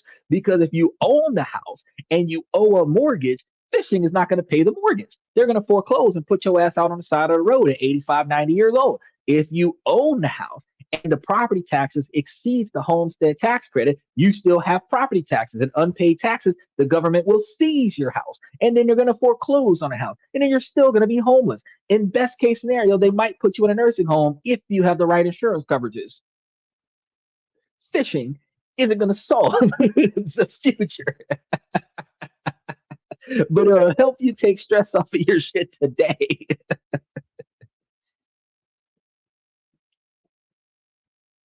He said, life is good when you're fishing. Everything else aside, decompress from life. I can agree. Once you get on the boat, because I'm going to be real with you. Every time I've gone fishing, at least this is my experience, whatever stress I got stays on land. Once I get on the boat and I get so far away from land that I can't see land, there's only three things I'm focusing on, sometimes four. One, trying to catch something because I eat what I catch. Two, not falling out of this fucking boat because while I can swim, I can't guarantee that I'm going to be able to swim today. Three, trying to make sure that I stay hydrated because it is going to be hot as fuck out there. And then four, trying not to get sunburned. Those are going to be the four things that I'm going to be focusing on while I'm on this boat, right? So if I'm out there fishing with somebody, I'm less concerned about the sunburn because now I'm more concerned about the other person in the boat rocking the boat and flipping us over because I can't save you and me at the same goddamn time. But I'm not thinking about nothing else that's going on in life. I'm just paying attention to what we're doing in the moment with the fishing situation. He says, special shout out to Aztec. He said, there's a lot of this and that in this near. There's all kind of shit happening towards the end, bro. I love boat, but piers and bridges are my gig. You know something? There's so much stress at the edge of the water. And I'm not even talking about the fear of falling in. For some reason, your emotional state does not release whatever you got going on at the shore the way it does when you get away from the shore. It's weird. I don't understand that. Like if you leave the mainland where whatever's going on the mainland, you can't reach it. you ultimately mentally decompress that because it's not like you can jump in a car and go back to it because you got to get back to land first. Michael says the biggest problem you'll have when you retire is what to do with all that time. That should be the easiest thing to do because if you've already got a standard of living that's covering yourself, if you're doing like what you've got going on, you've got the estate sales, you've got the paintings, the oil paintings, you flip cars at auctions, you find something to do because you look for things of value that are undervalued. You pick those things up, you sell them, you make a profit off of it. You don't need the money, but you do this to stay mentally aware of costs and expenses, and you also turn a profit off of your actions. The ability to get up and leave the house and go to these estate sales and go to these auctions and buy and sell, the dopamine that you get from the purchase, and then the dopamine you get from the sale, and then the profit that you get from the sale not only increases your standard of living, your overall income, but it also stimulates your ability to function. It gives you something to do, but it is not something stressful because you don't need to make a sale to be stable.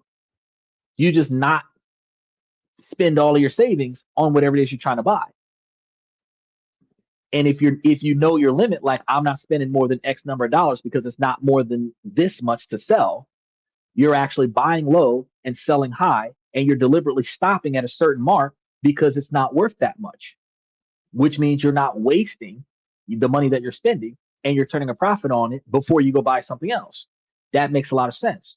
If your hobby job is a hobby, something that you do for fun, that you can also get paid off of, the supplies that it takes to do that hobby, building a boat, boxcar racing, uh, uh, hobby cars, model planes, stuff that you can put this stuff together. Take your nighttime model trains, put this stuff together, build it, and then sell it to somebody who wants one but doesn't want to put the effort into making it. You can do that.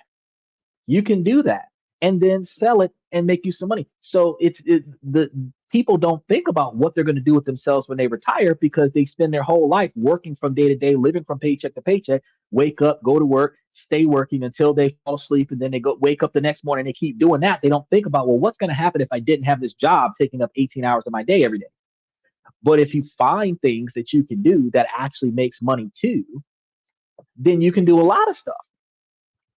Because even with like the Lego, like you can build Lego model cars, and you can build the kind of Lego model cars where you don't just build them, you glue them together where they can't be taken apart. And then you can build you some Lego model cars, sell them to some folks. They've got the finished product. They're enthusiastic about it. You might have spent $200 to get it. You might sell it for $500. There's your profit. He says, and interactions with other people too. Yes, yes. Being able to socially interact with other people actually maintains your mental stability and your cognitive functions. So instead of just staying to yourself like a man in the desert with a horse with no name, you actually are able to interact with other people and maintain your ability to communicate, negotiate, delegate, deliberate, and all of the eights, and you're and you're able to maintain your youth status at an older age. But when you find yourself in a situation where you don't interact with anybody, you don't communicate, you don't negotiate at all, you don't do anything, your cognitive functions diminish, and you find yourself in a dependent position because you have no capabilities to figure it out for yourself. As I enjoy our time together, the eyelids are felling gravity. Thanks again. I see you all soon. Hey, I appreciate you for coming, Unc Andy. Whenever you got time, you stop by. Now, you guys are now going to recognize that under immense financial and psychological pressures, you have less capability to function. So, as we had discussed, the stress is going to degrade your ability to make rational decisions. It's going to interfere with your ability to make long term decisions. You become reactive instead of proactive. Maybe you start ignoring calls from debt collectors. Maybe you're engaging in retail therapy for a fleeting dopamine hit. And retail therapy is when you're stressed out, you shop. Some people are like foodies. They when they're stressed out, they eat. Alcoholics, when they're stressed out, they drink. Potheads, when they're stressed out, they smoke.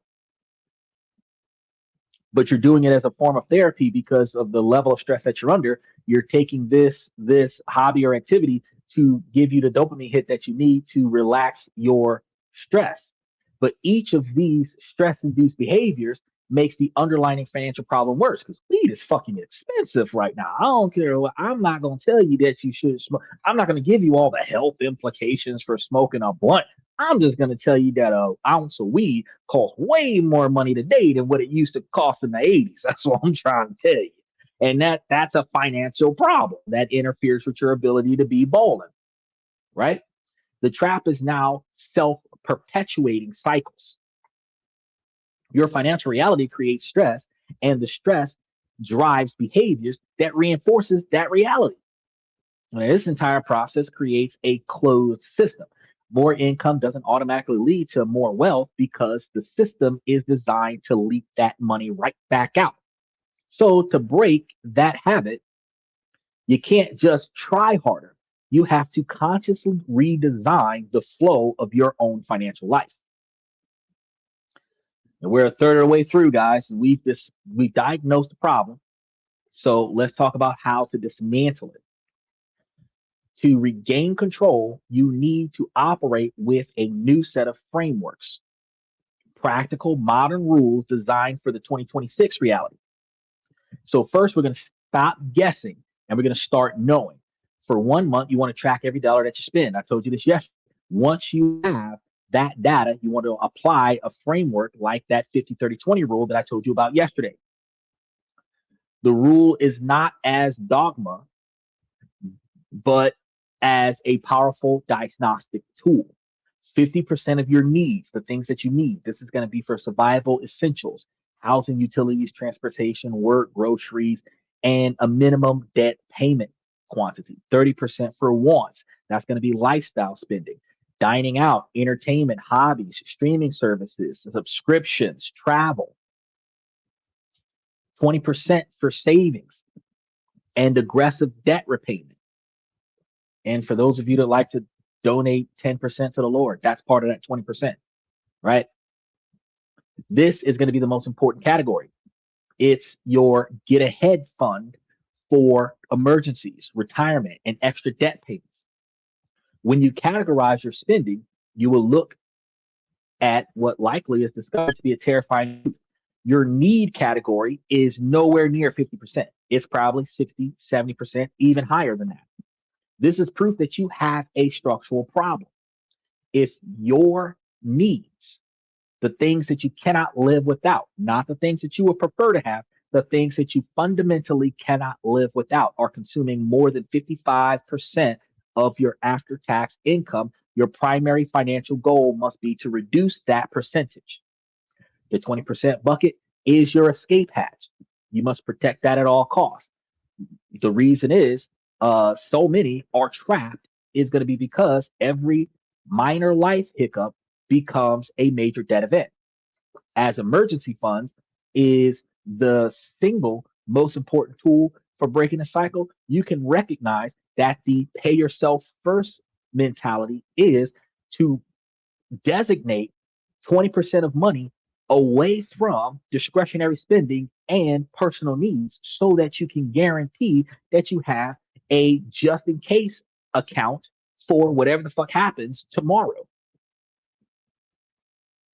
So the first phase you want to start with is your emergency fund.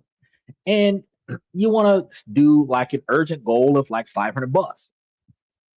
That's not a lot of money. But once you get 500 bucks, you want to try to work towards $1,000.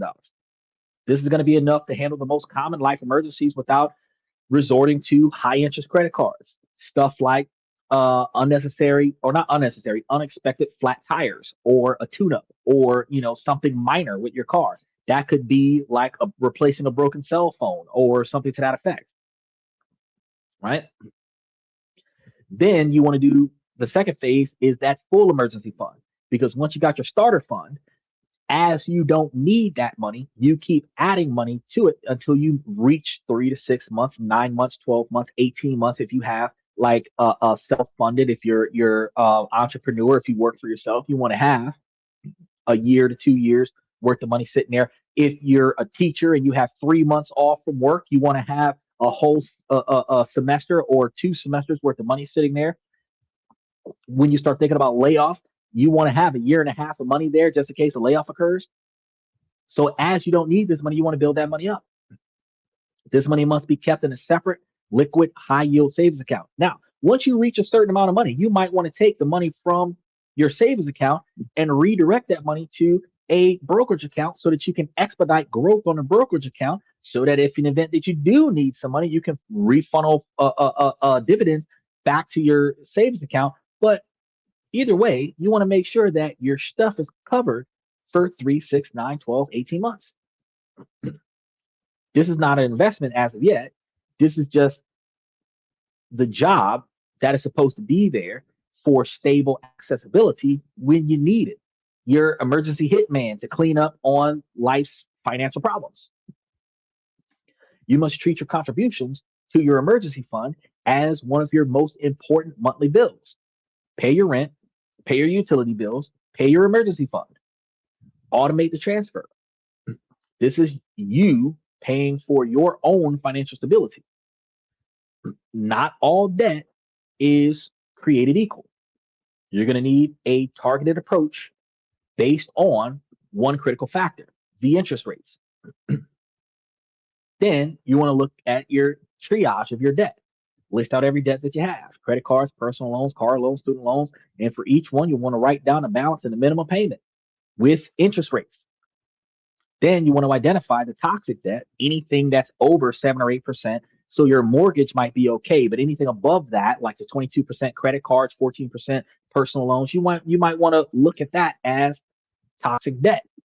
This is typically be the debt that you're going to pay off first, like a financial emergency. Implement the avalanche method. While you make minimum payments on some debt, you're going to throw every single extra dollar that you have on the higher interest rate debts. Once that's paid off, you roll all that money over to the next highest rate debt. This is going to be the most mathematically effective way to get out of debt faster. You can do the snowball effect, which allows you to have minor conveniences over time where you pay off your smallest credit card first, which gives you a credit boost or a motivational boost to take that money and put it towards the other credit card after, right? Then you want to manage your other debts. Lower interest debts, like most federal student loans, can be considered managed debt. You don't need to pay these off with the same ferociousness that you pay off credit card debt. But it does make sense to make a standard payment on these while simultaneously investing in everything else.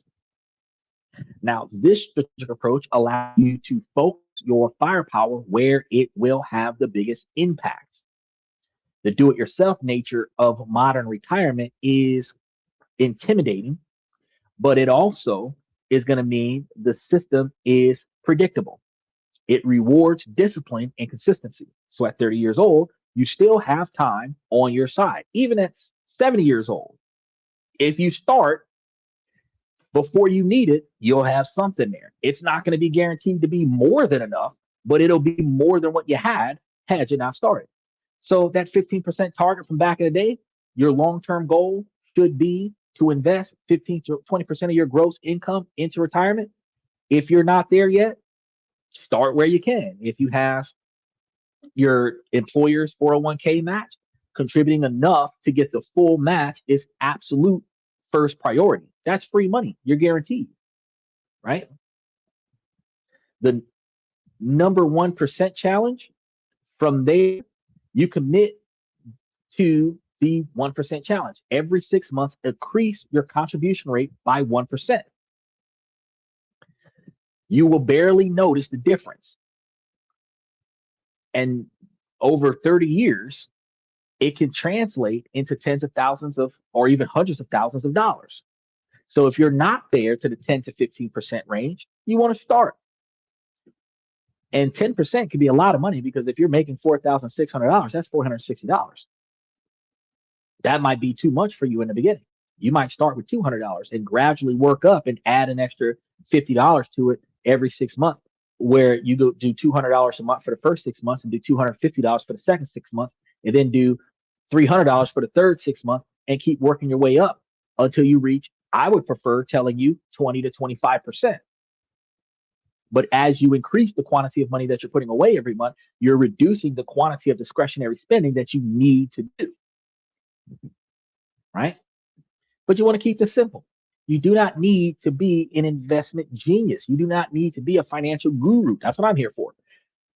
For most of your retirement savings, you should just use low cost, broadly diversified index funds or grab some of the stuff that I put in the membership for you guys so that you can utilize that to make money for yourselves. Set this as automated transactions and let it grow for decades. If you're finding yourselves benefiting from the REITs that we're talking to you guys about, you put the drip on, you move your money directly from your bank account to your brokerage account, and then your brokerage account takes your profits and put it directly into your REITs. You can take your principal and put it directly into whatever you want to put it into on your portfolio, but your drip is going to make your money go right back into the same stocks that you're going to keep until you retire, which prevents you from having to worry about what I'm going to do with my money. My money is going to put itself back into wherever I told it to go.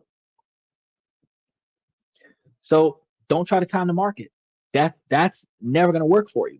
Stephen was trying to time the market where he was buying into the stock the day after stock because it's a little cheaper than what it was before the ex-dividend date. I told him, hey, a week before, you'll see a change there too. And sometimes mid-month, 2 weeks after the expiration date, 3 weeks before or 3 weeks after the last expiration date, you'll see a change in the market. But it's not a definitive specific day that is guaranteed. So depending on which day you're looking at it, buy in. But if you automate everything, your discipline will not have to worry. You won't have to worry about that failing you because an automated system is going to do it for you. So if you recognize that your discipline will fail you, you recognize that an automated system will not fail you as long as the money is coming in. So if you automate your retirement contributions from your paycheck, set up automatic transfers to your IRA or your 401k or your long-term brokerage accounts, make building wealth a default setting that prevents you from having to figure it out. And then when you're looking at your direct paychecks every day or your direct checking accounts every day, you're not paying attention to your retirement accounts, which prevents you from tapping into those for impulse buys or even emergency situations. As your income rises, you'll face a critical choice with every extra dollar. You can do like Steven and put all the extra money into aggressively investing. But you have to recognize some people will let it elevate your lifestyle, which is lifestyle creep. I encourage you to let it accelerate your financial future by investing into your future instead. Audit all of your subscriptions, go through your bank statements, and ruthlessly cut any reoccurring charge that isn't providing real value.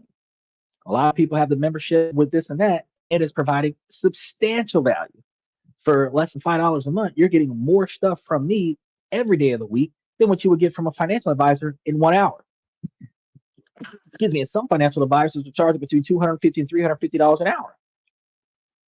And for less than $5 a month, you're getting the same information from me and then some. Practice value-based spending. So this isn't about deprivation. It's about intentions. Identify the 2 to 3 things that bring you genuine joy. Spend lavishly on those things, guilt-free, but be mercilessly frugal on everything else. Align your spending with your actual values, not societal expectations. So if you're going to spend money discretionally, you're not doing it to impress other people. You're doing it to satisfy yourself. Then that pay yourself first golden rule. When you get a raise or a bonus, the very first thing that you do is increase your automated savings and investments. If you get a 5% raise, immediately increase your 401k. Contributions that you increase from 1 to 2%, send the rest of that savings to attack toxic debt. If you do this first, you prevent lifestyle inflation from ever having a chance to consume the money. Also, when you're dealing with 401ks and Roth IRAs, you want to do post-tax money where it was already taxed so that you have a tax-free portfolio in your 401k and your IRA so that you don't have to worry about what we were talking about, the mandatory revolving payments that happen at 65 and 70 years old when they're coming to collect their taxable income at the end of your retirement. By, by implementing these five frameworks, you are no longer playing by the old broken rules. You are building your own financial machine. We can talk about frameworks and strategies all day long, but none of it's going to stick if you're operating from a place of shame. So, for so many 30 something people, many have money that is a source of profound personal failure. You think that I have a degree, I have a good job, I should be better at this. What's wrong with me? This internal narrative is not only painful, it is paralyzing. The single most important shift that you can make is to move from moralizing about your money to thinking like a system engineer. If a factory assembly line keeps producing faulty products, you don't yell at the products, you correct and conclude that the system is flawed. You analyze the process, identify failure points, and as a re engineer, you're going to re engineer the system. Your personal finances are no different. Your current financial outcome, the stress, the debt, the lack of savings, this is a direct result of the financial system that you currently operate under failing. The constant anxiety is not a character flaw, it's the output of a flawed system. This shift from shame to systems thinking is going to be incredibly empowering because it's going to allow you to move from guilt to data. Guilt makes you want to hide. Systems thinking craves data. You stop seeing your numbers as a judgment and start seeing them as neutral, essential data points that you need to start re engineering the system. Moving from vague goals to concrete rules, which is why I told you if you ask somebody that you're hanging around, some chick or some dude that you're talking to, like where do you see yourself 20 or 30 years from now, 5, 10, 15, 20 years ago, where do you see yourself in 2 years, right? And then how the fuck you plan on getting there? From vague to concrete.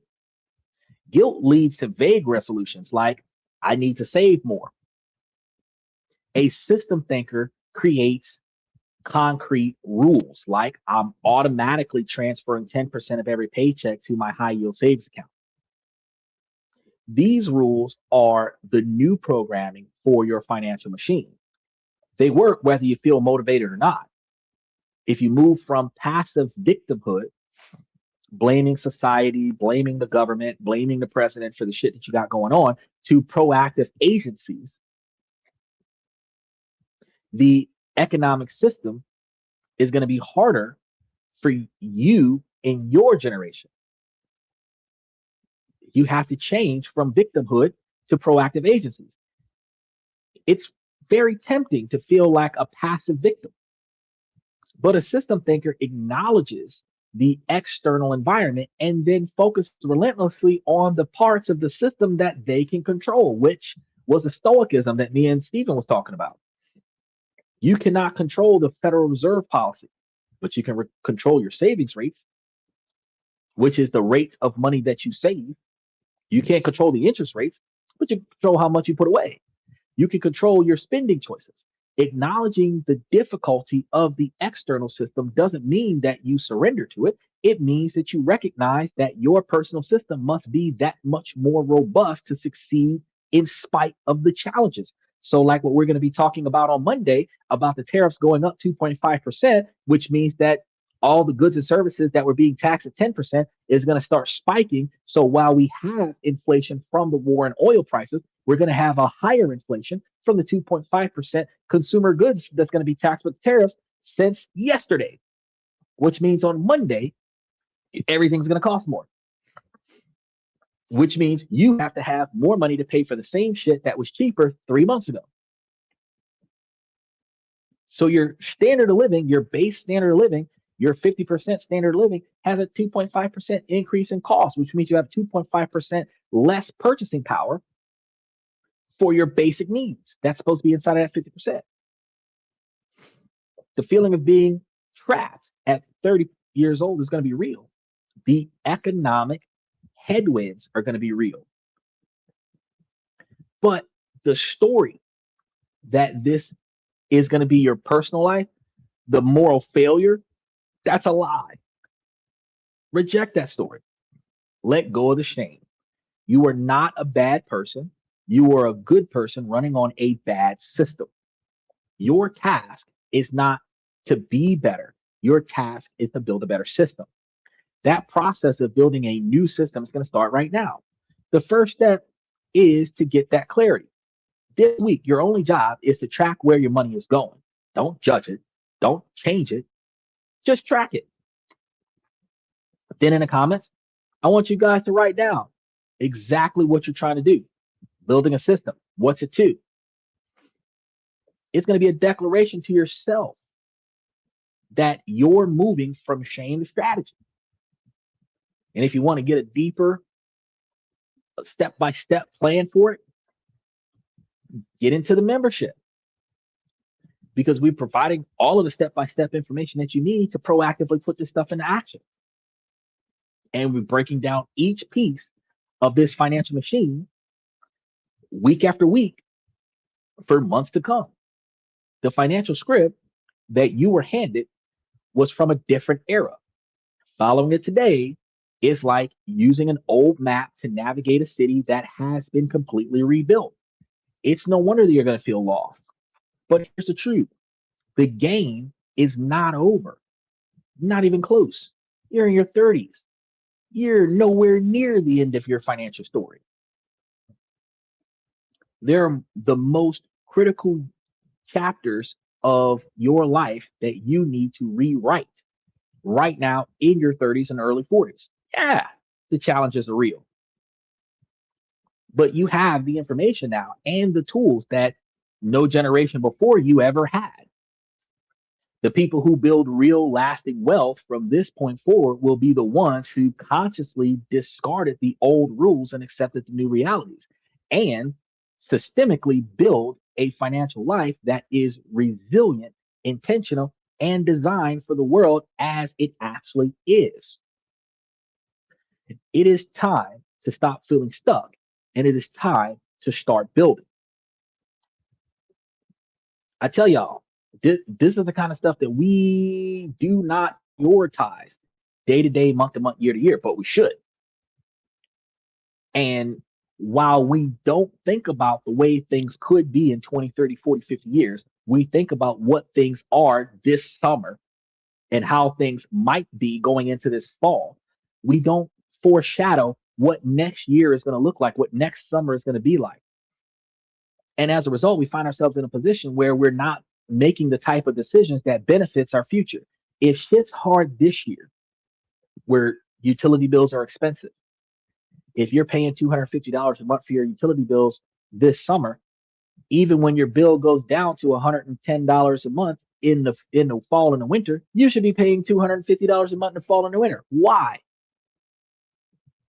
Because if you have an average standard of pay that is the highest that it could ever be, you're overpaying the system when it's the lowest that it ever will be. And you will build yourself a blanket so that if you ever end up in a situation where you don't got it that month, you can let it go because it's been paid for 3 or 4 months in advance. If you're overpaying it $125 or $150 a month for 4 months out of the year, when it was cheaper than what it is now, you may find yourself next year, if you come across 1 month that you can't afford, you're 3 months in advance on payments. That's how life works. But you have to prepare for the future by putting your money towards what your future might look like. Now, that's all I got for you guys for tonight. You guys got to pay attention. We got tomorrow's questions and comments from the fans. We're going to be dealing with a lot of that. And we're going to be restructuring because I just seen a guy, like from what I see, the guy that came in and jumped in the show tonight was trying to take over the show and realized that he did not have the authorities to do that. uh, and that's going to be one of the things that they're going to have to rethink because I kind of prepared myself for people popping in and touching stuff. So when they jump in and they're like, damn, I can't do X, Y, Z, A, B, and C. No, you can't. No, you can't. Because I didn't give anybody those authorities. Right. And it's wild and crazy. I see some people come in. I'm looking at my band list getting bigger. Boy, I tell you, look, so what we're going to do is we're going to start off by saying, ladies, as long as the situation doesn't make sense, I'm going to keep asking you ladies to make it make sense. So ladies, please make it make sense. Fellas, I give you guys this information to make you guys higher value men, not just by raising your personal financial life, but also by increasing your personal decision making life. You know, your career can be as big as you want it to be, but if your decisions are bigger than the income that you make, you're still going to be in a situation where you feel and are experiencing brokenness, right? So you have to change the way you make financial decisions so that you're spending less money than you make. And then taking the extra money that you're not spending and investing it in places where you no longer have to perform to bring in your financial principal every year, and you can live off of the interest where you are no longer required to get up and do anything every day. You just have money coming in. Okay. Now, ladies, while this is a male driven podcast on a male perspective, you too can make yourselves higher value women. I tell you guys on a regular basis to find the things that are inside of your control and then proactively take the things you don't like and change them for the better, improve them, and then navigate around the things that are outside of your control, which is effectively is stoicism, is navigating around the things that are beyond your control. But then, ladies, you have to focus on your 20 or 30 year plan. Reverse engineer that to what you got to do today to get to where you want to be at in 20 or 30 years. Stick to that plan. Keep your eyes and ears open for the potential suitor that has the right personality and characteristics, drive, ambition, dedication, admiration, motivation, integrity to achieve his own goals, right? And then you want to see what those goals are and see if those goals mesh well with your goals. Long-term satisfaction goals can be accomplished by both parties a whole lot easier than short-term gratification goals that contradicts the ability to succeed with long-term satisfaction goals. And I tell you guys on a regular basis that two people can reach $1 million faster than one, but it requires you both to be headed in the same direction correctly. Now, I'm going to give a special shout out to Unc Andy for being able to dive in tonight. Michael, Aztec, 420, Steven. I really appreciate y'all. FX Trader and OG Kicks. I really appreciate y'all for diving into the show tonight. I want to thank y'all for coming to This and That. I'm your host, Xander, where we talk about this, that, and everything in between. And I will see you guys tomorrow night.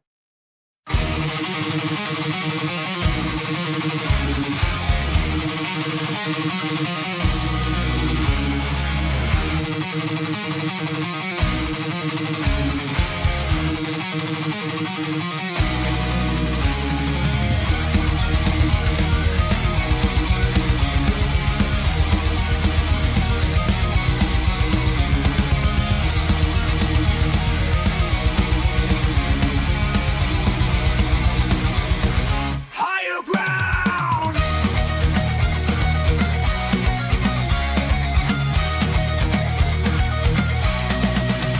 Used to chase validation, now I validate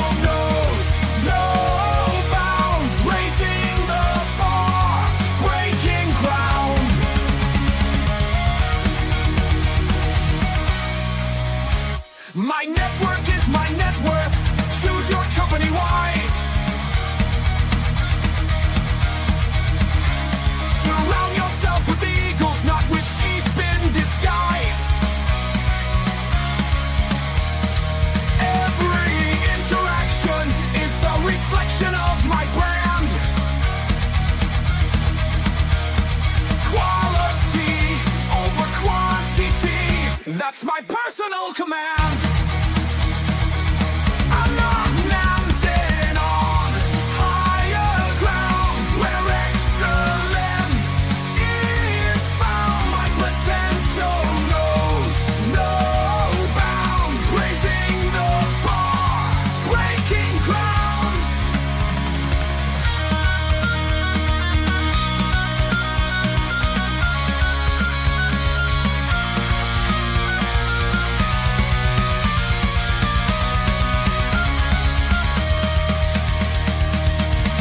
I'm not just living, I'm manifesting my vision, cutting through limitations with surgical precision. My expectations are my compass, my respect is my shield to mediocrity and chaos. I will never